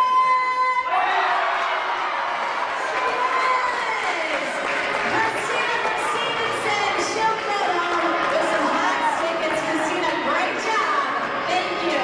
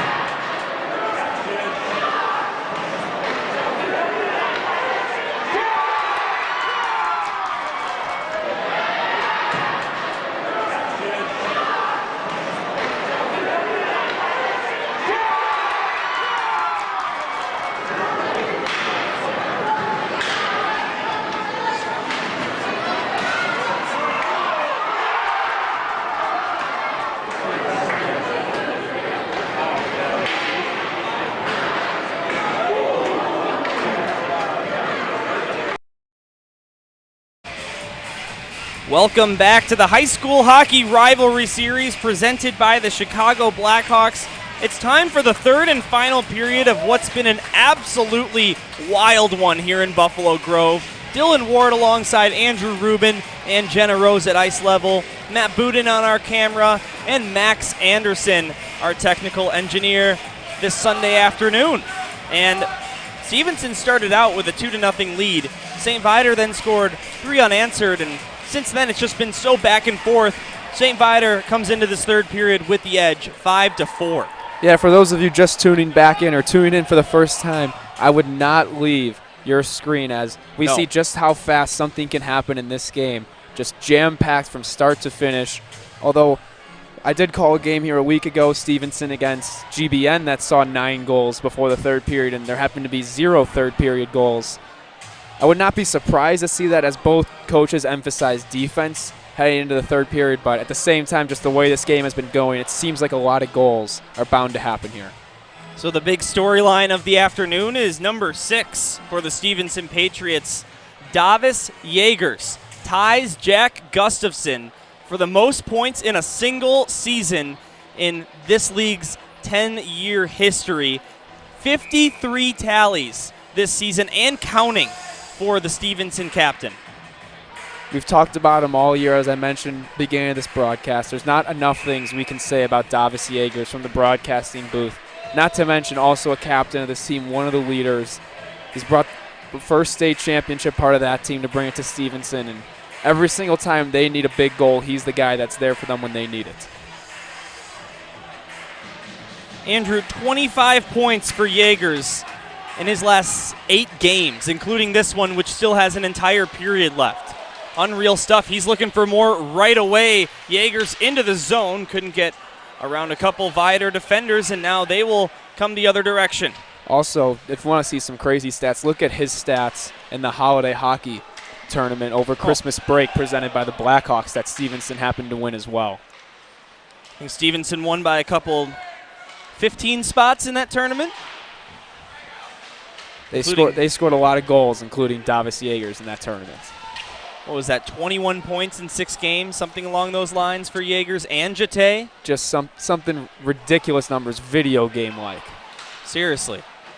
Stevenson beat GBN in the championship of that 7-4 in what was already a high-scoring tournament before that final. Here he is, gets it to Schultz, he shoots, he scores! And with that primary assist, Davis Yeagers is the all-time SHL leader for most points in a single season with his 54th. Wow. And Schultz did a really good job of getting that shot off quickly to the low blocker side of Grimaldi. But that play is all Davis Yeagers to start it. He wins the puck off the boards, makes a quick move around the St. Viator defenseman, and just floats it over to Brandon Schultz, who's in the high slot. As I mentioned, wastes no time, snaps it. Low blocker side, and we pick up right where we left off, Dylan. 5-5. Davis Yeagers with a point in all 5 Stevenson goals. And now here's Caridi scoring! Down at the blue paint, tipped that one in. And a minute, 11 seconds into this third period, Stevenson ties it, then proceeds to take the lead. I talked about before how St. Viator has been so good to shift after a goal. Here we see Stevenson right at shift after a goal again. Tristan Caridi, the beneficiary of getting that puck right in front of it, and he buries it. And what St. Viator seemed like had all the momentum going into this third period, Stevenson has come out on fire to take a quick lead. Boy, it makes you wonder what head coach of the Patriots, Tom Wood, had to say in the locker room. I mean, what a fast start for the Patriots. 2 goals in the first 1:11. I mean, and when you're trailing by 1, that's the exact kind of start you want to a period. Yeah, now we're going to see if there's any sort of change in Stevenson's game, as well as St. Viator. Is one of them going to look to play more passive, or are they just going to keep up with this full aggressive type style and pace?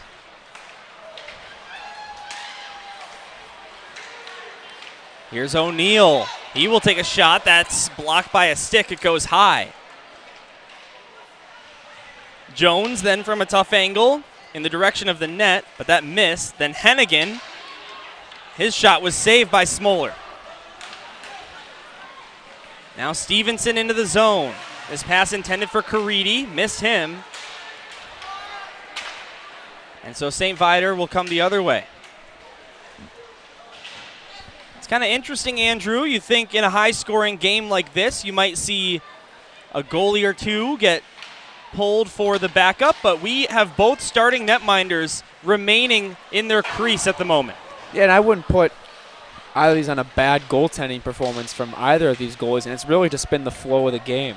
Both these goalies have made numerous outstanding stops already today. It's just the amount of chances that both teams have gotten. It's just bound to have some goals happen, and we've already had 11 of them happen, unfortunately, for the goaltenders. But, again, I wouldn't put any of the blame of these goals on either of the goalies. It's been a lot of really nice goals, highlight reel goals in this game. Is this one sent back down to St. Viator's end? We've had some highlight reel goals. We've also had some gritty goals, you know, goals that deflected off of people, point shots with screen, stuff like that. We've had it all in this game. Kneeling over the blue line. Shoots, and Myers makes a block. That's at least the third or fourth time we've mentioned Myers blocking shots, probably even more. Here he is with the puck now. Out to neutral ice. Taken by Ettingen. Ettingen gets it ahead to Schultz.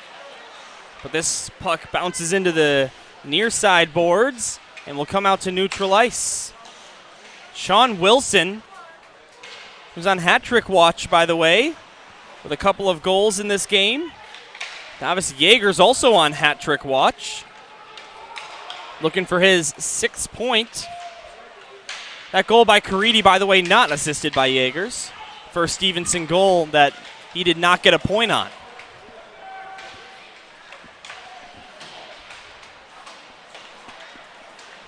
Carson Hart takes a hit into the near boards by Schultz as he dumps that puck down. Goes to Massaro. Far boards. Ettingen behind his net. And here come the Patriots. They will send this one all the way down. It will be an icing, and with that, we are going to send it down to Jenna Rose, who has more on this rivalry.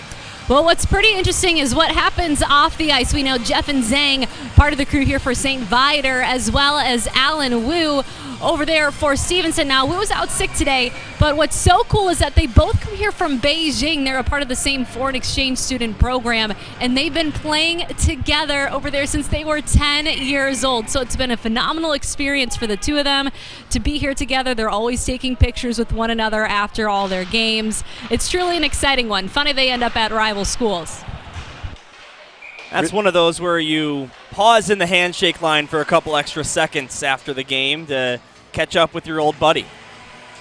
Really just a great story there, and as you mentioned, Dylan, you have to imagine they're just the bestest of friends despite going to rival schools. And Jenny, you mentioned the irony in that, but just a great thing for them to also be able to play hockey here as well as go to school here. Just everything about it, just awesome to see for both of those two young men. 12:30 to go in the third period. Stevenson up by 1. Yeager's rushing in there, and he runs into the net, and that'll dislodge it. And he's getting sick and tired of putting pucks in the net. He's just going to go in there himself. As it looks like Yeager's getting a little bit slow to get up.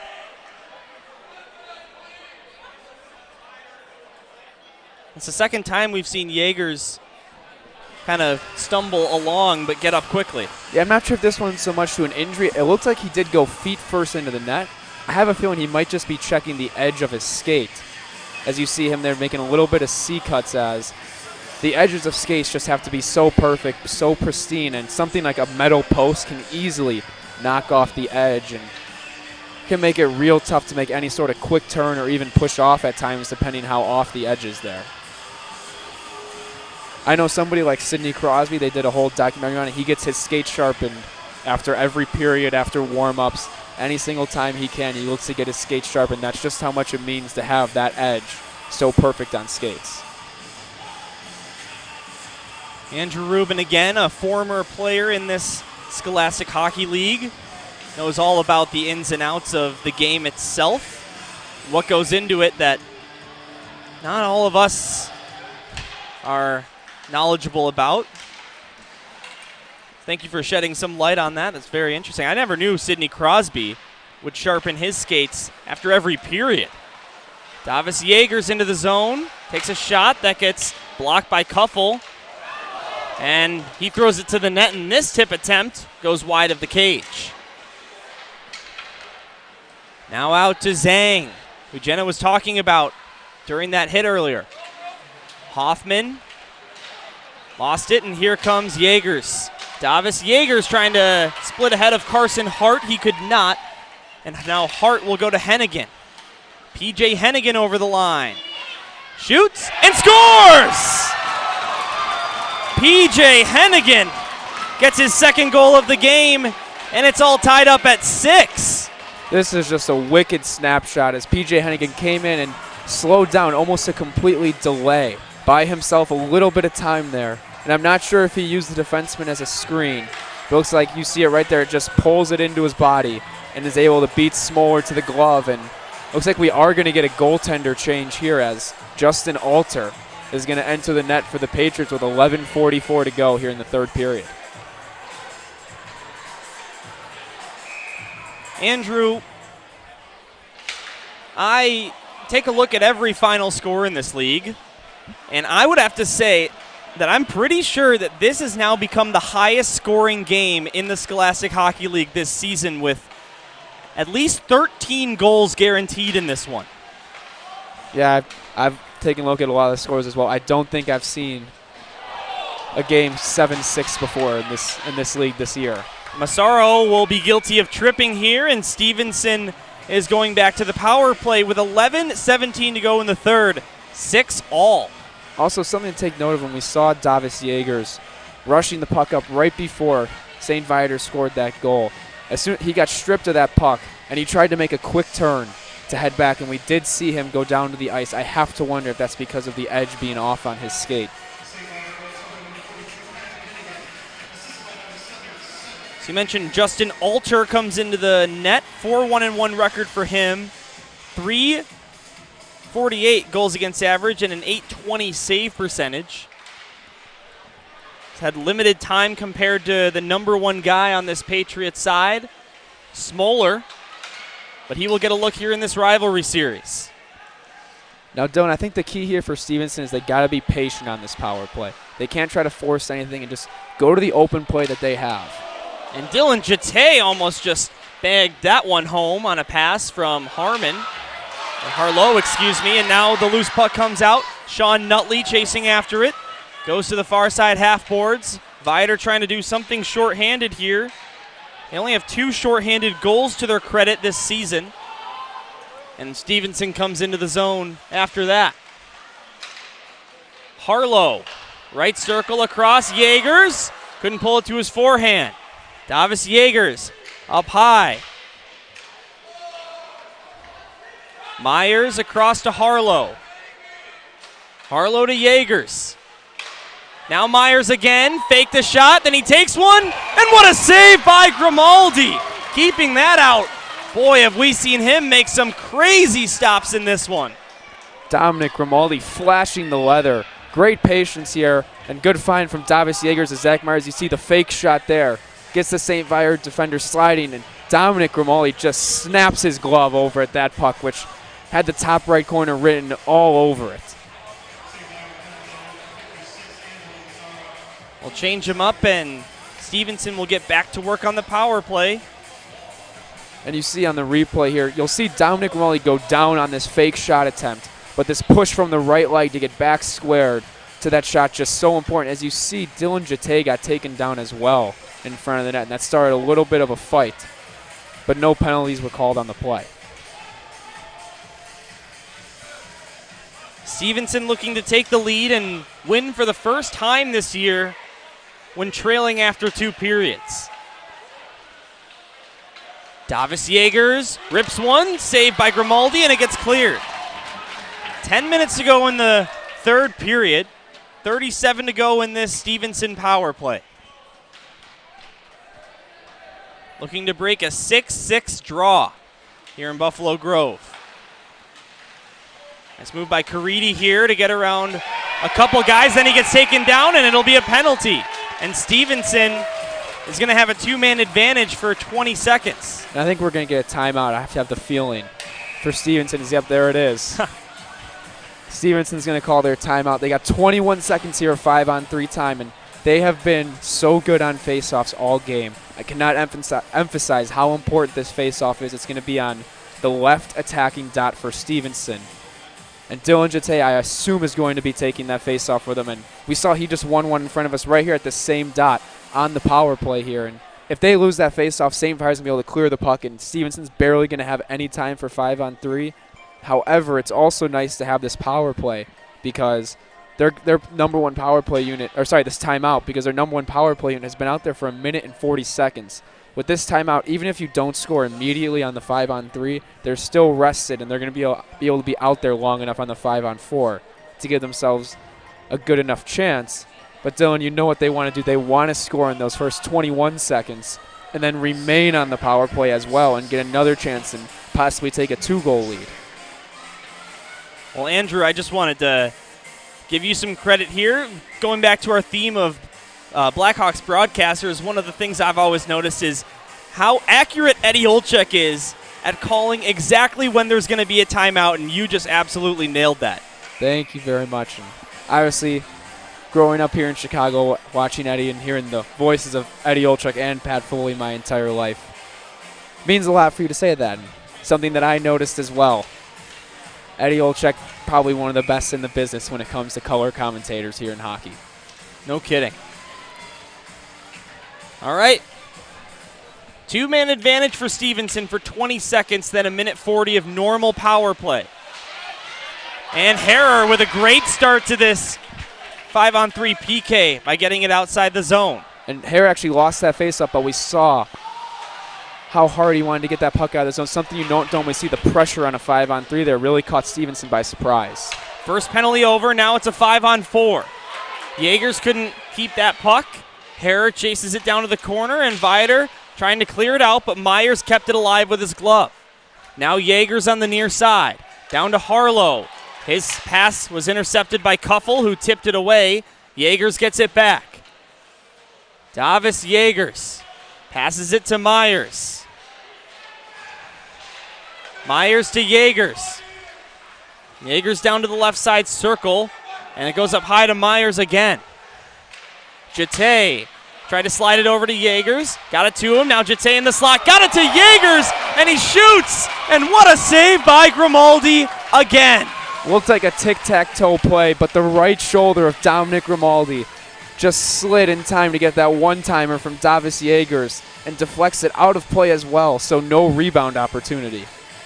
As you see there, that push from the left leg, and Davis Jaegers puts his hands to his head, knowing he missed one there, but just a great save from Dominic Grimaldi. I mean, that's just a great play on both ends. Stevenson, that tic-tac-toe passing, and I'll tell you what, there's a lot of goalies in this league that are allowing that goal. As Jaegers shoots, that wouldn't go, it got blocked. Stevenson keeps it alive at the point, it's Myers. Now to Caridi. Myers down to the circle, gets it back, gave it to Jaegers, a save made, rebound, they score! And Zach Myers, with his second of the afternoon, in some pain after taking a hit following that goal. Dominic Grimaldi seems to be in some pain as well. I believe this is still going to be called a good goal, though, however. It's another great passing play there from Stevenson. Well, they haven't updated the scoreboard here in the rink. Some fans are calling for goaltender interference. And the referee's talking in the neutral zone. Let's break it down here. We're going to see a great give-and-go play from Stevenson as it goes to Myers. And over to Jaegers. It looks like he slid it through the 5-hole, and it just went wide. But Myers, following the play, gets that puck and just is able to shovel it into the net. And I don't really see any goaltender interference. I don't see any reason why this goal would be called back. As you see the big hit there delivered from Sean Nutley after Myers happened to score the goal. And I think that's really what took the celebration out of the goal for Stevenson. I mean, there's absolutely nothing that I can see. And we just saw the good goal sign from the referee. And that's a good call.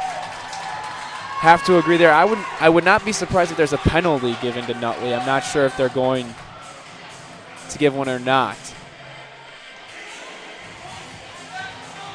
All right, so give it to Myers. Andrew, we've now got 4 skaters on hat trick watch. Davis Yeagers and Zach Myers for the Patriots, Sean Wilson and PJ Hennigan for the Lions. It's just a barrage of scoring, and to use a baseball term, it's a race to the bat rack to get a chance to try to score in this game. Looks like there won't be a penalty from the hit.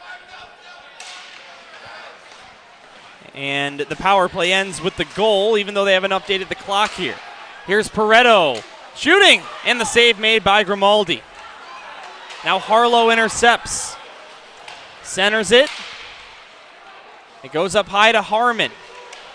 Spencer Harmon down low, and now we get a whistle, and I think, was the helmet loose on Grimaldi? I believe so. That first shot after Dominic Grimaldi was down and had to be tended to by the trainer, that first shot coming up and hitting him right in the mask. You just have to feel for him right there. He's taken a beating. As you mentioned, he's given up a lot of goals this game, but it very easily could be possibly even 11, 12, 13 goals for Stevenson this game, if not for the effort of Dominic Grimaldi, who, again, even after taking that puck right off the mask, is right back into it. O'Gradney at the face-off circle, wins it back. Harmon, one-time slap shot that hit the glass behind the cage. Now to the far side, it's Wilson. 7-6 in favor of Stevenson.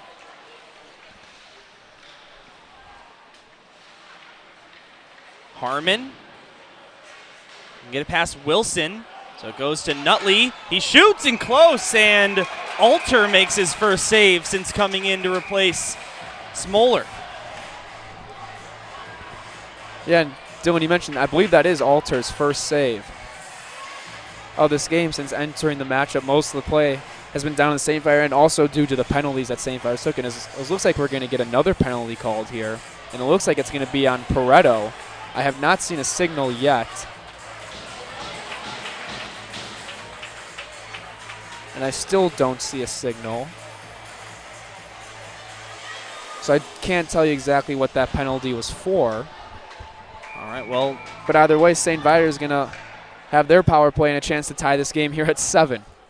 Looking for their extra point. We'll get the penalty call shortly delivered up here to the broadcast booth. Till then, St. Viator on the power play, 1 for 4 in this game. Here's Harrer at the slot, tied up. Wilson gets it back.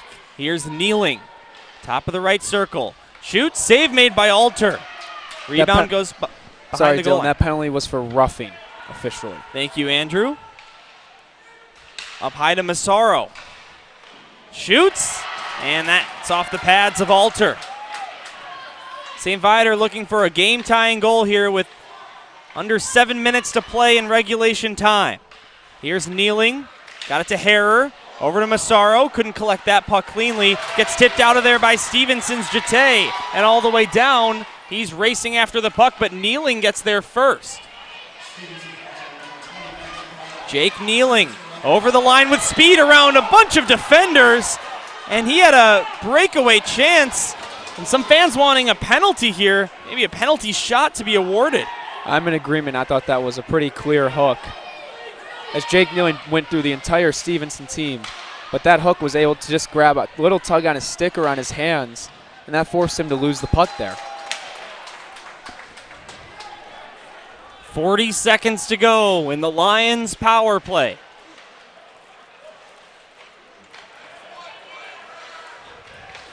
Hennigan to Kuffel.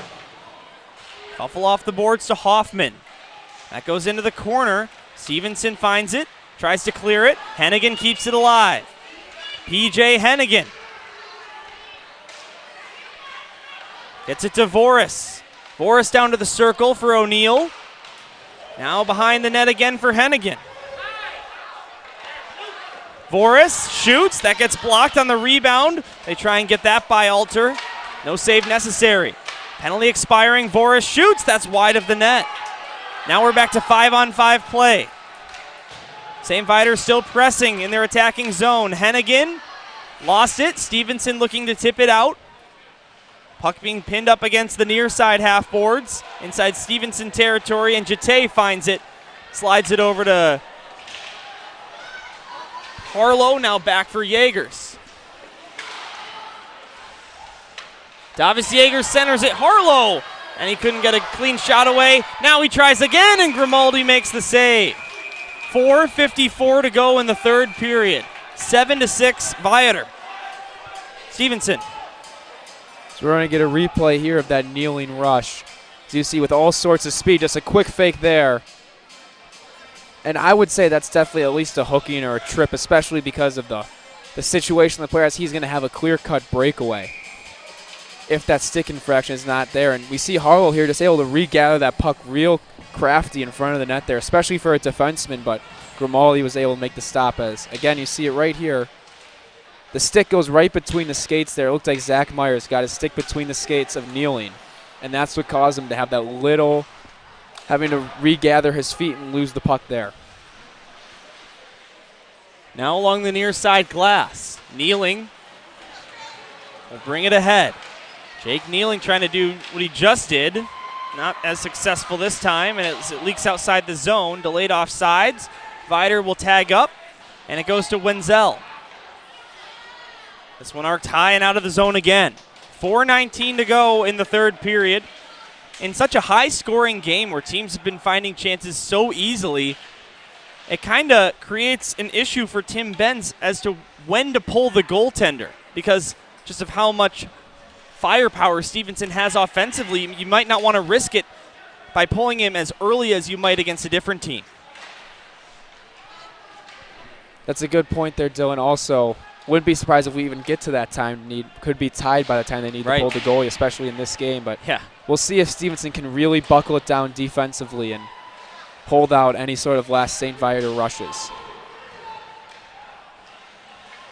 They've allowed 6 goals, the Patriots have, but at this moment, it's enough to be in winning position. 3:30 to go. Nutley in the corner. Below the line, taken away by the Patriots. Massaro trying to get possession back, and he does work it to Herrer, who gets it to Nutley. Back to Herrer. Back to Nutley. Behind the net. Cuffle, left circle, shoots, and that's wide of the cage. Puck comes out to neutral ice. Carson Hart going to chase after it and keep possession for the Lions. And he gets taken down from behind by Schultz, and that's going to be another penalty. So with 2:58 to go, down by 1, the Lions are going to get another opportunity with a man up. Schultz goes palms up, and to me it looks like a trip or at least a hold too. He's got his stick wrapped around him there. And really, as a forward on the forecheck, that's just something you can't do, especially in this time of the game. Even if he didn't actually trip him and he just fell, you're putting yourself in a position to be called for a penalty, especially with his feet not moving, and you see the reaching there. That's exactly what a referee is going to be looking for. Just a position you can't put yourself in as a player. All right, so now we've got another timeout. It'll be the 6th power play opportunity for the St. Viator Lions. 1 for 5 so far. Stevenson's penalty kill with a pretty good day, not just by the numbers, but also just by the naked eye when you're looking at them. They're just clearing almost everything. St. Viator's last power play, the most recent one, they did have some more high-danger chances, but for the most part, Stevenson's been really limiting them defensively and clearing a lot. It's been the pressure from the Stevenson penalty kill that they've put on St. Viator that's really sent St. Viator in all sorts of shambles. They can't really get set up in their normal power play, it seems like. They're almost always kind of fumbling the puck, not being able to get their head up and make the plays that they normally would. But so far what I've seen, I think St. Viator's going to want to get the puck to the point. They want to work it low first drag those Stevenson defenders in, then move it up high. And then I would actually like to see, oddly enough, I'd like to see the St. Viator defensemen shoot the puck towards the upper part of the net, the upper corners with traffic in front. I think that's where they can beat Alter, as it seems like he goes down real early so far from the shots that we've seen. And also their shots need to hit the net. They missed the net a few times on that last power play offensive zone rush that they had, and the puck ended up clearing all the way out of the zone. And also that leads to just no rebound attempt as well if the shot misses the net. 5-on-4. 2 minutes on the clock for the power play, 2:58 in regulation time. It's a 7-6 lead for the Stevenson Patriots. St. Viator on a power play. We'll also keep an eye on Grimaldi as well for when he gets pulled. Face-off won by the Lions. Here's Kneeling at the point. Goes to Wilson with it. Sean Wilson over to Massaro on the right wing. Up high to Kneeling. Kneeling across for Wilson. Wilson shoots, tipped by Nutley and wide. Massaro picks it up on the near side. Right point. Cuts to the high slot, trying to dangle around one. Didn't work, but the Lions get the puck back. Thrown to the net. That's stopped by Alter. Wilson now to Nutley by the line. And the puck just leaks outside the zone. So the Lions will have to tag up and re-enter. Stevenson trying to come the other way, but Harrer steals. Dylan Harrer. There goes Grimaldi. Kneeling shoots. Save made by Alter. Rebound. They score! Angelo Massaro with his 10th goal of the season. And we've got a 7-7 game. There's the extra point for both teams, as we saw just what seemed like a little shot to the front of the net that got deflected at first and blocked, and it found the stick of Angelo Massaro, and Justin Alter was already down and out on that play, and he had a whole 4x6 to shoot at there. As we see, it's the shot from Kneeling. It looked like it was initially blocked, and Angelo Massaro, just right place, right time, gets that puck and buries it. With 2:03 to go, 7-7. Angelo Massaro's third goal this season on the power play. Also, again, shift after a goal, you could expect some firecrackers so far in this game. Here's Wilson, taken away by Harmon.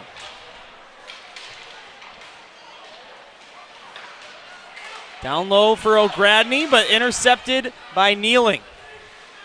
Kneeling through the neutral zone. Takes a hit from O'Gradney. 1:33 to go in this third period. Harmon off the boards, and it goes to Lermer far side. Now Kuffel lost an edge. Dumps that one into the zone. And it goes to neutral ice. Caridi gave it up. Here comes Hoffman into the attacking zone for the Lions. Kuffel, backhander towards the net. Stevenson player goes down. They want a penalty that's not going to be called. 1 minute remaining in regulation time. This will go all the way down and just be an icing as it goes to the right of Grimaldi's net. 53.5 seconds here to go. And Dylan, I have to say, probably one of the best games that I've ever had the opportunity to call. Just so much back and forth action. Ups and downs for both teams when it seems like both teams had complete control. The other team takes it right back.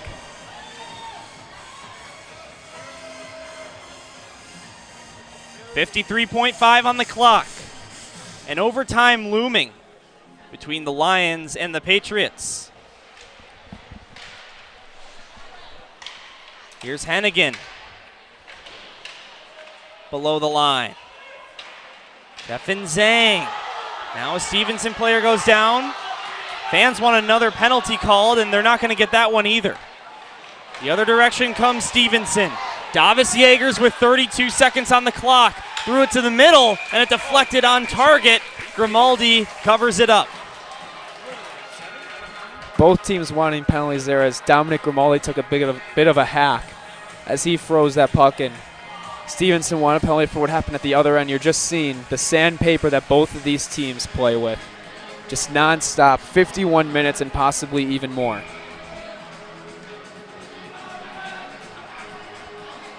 Only one other rivalry series this year has gone to overtime, St. Ignatius and Fenwick.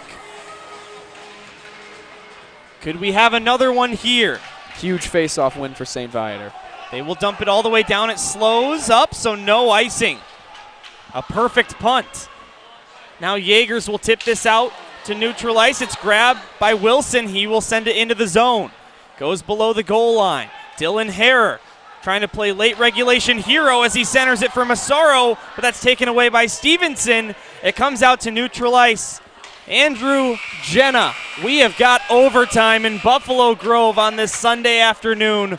One of these teams is going to score 7 goals and lose. Yeah, I couldn't tell if that was Dylan Jate or Zach Myers who got a stick on that Dylan Hare pass, but Angelo Massaro was waiting right there on the back door for it with about 5 seconds to go. And Dylan, you mentioned, I think it's the only way this game could end would be extra time, whether it's overtime or a shootout. It's the only fitting way for a game like this to end. Well, the Stevenson Patriots have gone to overtime 4 times this season. They've lost all 4 of those games, twice in the 3-on-3 period and twice in the shootout. As for the Lions, not much better. A 1-3 record in games beyond regulation, 0-2 in the overtime, 1-1 in the shootout, but that one in the shootout was the game earlier this season between these two sides. 6-5 back when we thought that was a high-scoring game. Dylan, you mentioned it, 6-5 was really a high-scoring game to all hockey fans, but for those of you tuning in live and those watching later on, just an unbelievable game we've had here so far. 7-7 headed to extra time. We're going to have a winner, 8-7, which coming in here, I had a feeling this game was going to be high-scoring. I did not have 8-7 win in extra time on my bingo card. Well, yeah, I'd be really surprised if we saw a shootout here tonight. Based on how this game's been going with 5 skaters aside, I think it's almost a guarantee that we're going to get an overtime winner. You would think so, but also some teams really like to play a lot more passive in extra time, and a lot of time gets wasted. But again, these teams play just so fast-paced. I can see exactly what you mean, just the up-and-down action you sometimes see in the NHL. In overtime here, again, possession just so important, and both teams change ends, so it is the long change for both teams as well. Kind of surprised to not see Jaegers or Jate out there to start overtime, but we will have Caridi and Ettingen and Myers, looks like Myers, yeah. Angelo Massaro, Dylan Harrer, and Nicholas Muneo. Pardon me, that's Jake Kneeling on the other side for the Lions. Here we go. Interesting to see David Ettingen. I believe he's a defenseman taking the faceoff, and he wins it. But it briefly does go to Massaro. Again, next goal wins this hockey game. Here's Dylan Harrer. It's taken down, and Myers going to race after the puck. He gets taken down, and so he will revert back to his own zone. I don't think there was a tripping on either of those. I think both of them just happened to toe pick into the ice. Good call for the no penalty there. Ettingen goes across. Here comes Caridi into the zone. Around Kneeling all the way to the net. He shoots, and Grimaldi makes the stop. Now a man gets taken down. Stevenson fans have been wanting penalties all throughout the ending portion of this game, but they just haven't been getting them called. Here's Kneeling. Circling back while his teammates make line changes. Jake Kneeling entering the zone. Around Jate. He shoots, he scores! Jake Kneeling ends the game with his 5th goal of the season, and St. Viator has beaten Stevenson for the season series sweep.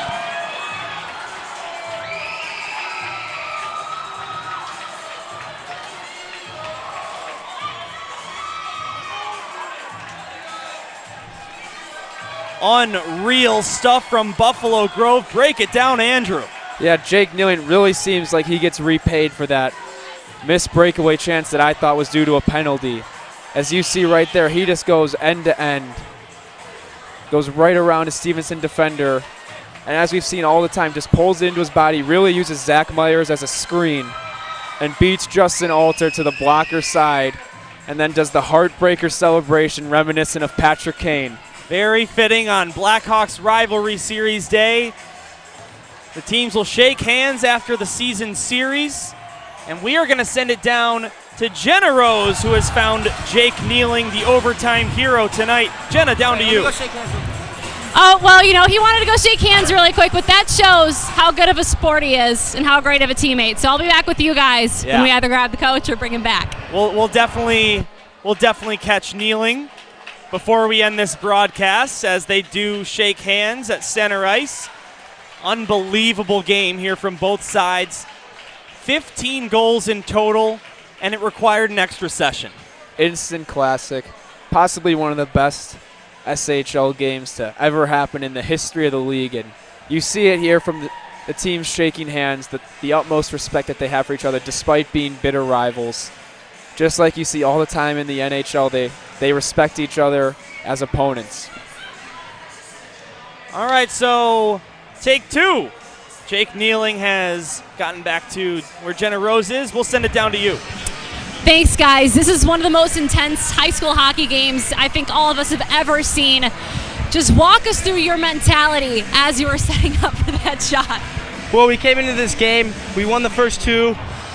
We want revenge. I mean, they're a really good team. They fought hard. They kicked our butts in the state championship, and we want to win it just for our guys, our alumni, everything. This game means a lot for us. When you saw the puck go into the back of the net, what was your reaction? To be honest, I didn't think it went in. I turned around. I didn't know that it went in until everyone started to celebrate. I was very, very tired. I should have gotten off the ice. I got lucky there. Well, congratulations. This was a phenomenal win. Great work here today. Thank you. Thank you very much, Jenna. And Andrew, boy, you alluded to it earlier in the broadcast. I don't know if I've had this much fun during a game, but we are going to send it down one more time to Jenna Rose, now with the head coach, Tim Benz. We just can't get over how exciting of a game this was. This is one of the first times there's been a sweep in this rivalry between these two schools. How meaningful is that to you as the head coach? Yeah, very meaningful. Again, like I said, this is a fantastic team, well coached. So to get 3 games against them is phenomenal for our group going into playoffs. Built a little confidence, especially since we've been having trouble finding the back of the net, right? And today we obviously did, so that was a good thing. And what was working so well to be able to do that? It was back and forth throughout this entire thing. Yeah, getting pucks to the net was key. We knew that. Again, they're a high-powered offense, and we wanted to try and counter that. So playing defensively a little bit, that needs to be cleaned up on our end. Obviously, we don't want to let up 7 goals ever. But, today, fortunately, we scored more than they did, right? Any fun plans for celebrating this one? I mean, there has to be something, right? We'll probably go watch the football game, even though we had a football score right now. So watch a little NFL, yeah. All right, there we go. Well, Coach, congratulations. A phenomenal game to watch. Thank you for your time. Good job. Thank you. Yep. Each team with a touchdown, and Viator with the 2-point conversion. Stevenson settled for the PAT. Andrew, you said it, probably one of the most incredible games this league has ever seen, and I've broadcasted a lot in this league, and I can say that that's probably the most fun I've ever had behind the mic. I have to say I have to agree as well. Not only broadcasting, but also playing days. I have not seen a game like this. So many goals, so many great saves as well, just amazing plays from both teams. I feel anybody watching just couldn't turn away for even a second. Well, the Chicago Blackhawks and J&M Media, thank you for watching today's rivalry series game between St. Viator and Stevenson. This concludes the 2022-23 Chicago Blackhawks High School Rivalry Series. Thank you to all that have tuned in over the past 3 months. To stay in the loop on all Blackhawks youth hockey initiatives, head over to blackhawks.com/youth hockey. For Jenna Rose, who is down at ice level, Matt Budin on the camera, Max Anderson, our technical engineer, and Andrew Rubin up here in the booth with me. My name is Dylan Ward, saying so long from Buffalo Grove. Hope you enjoyed this one.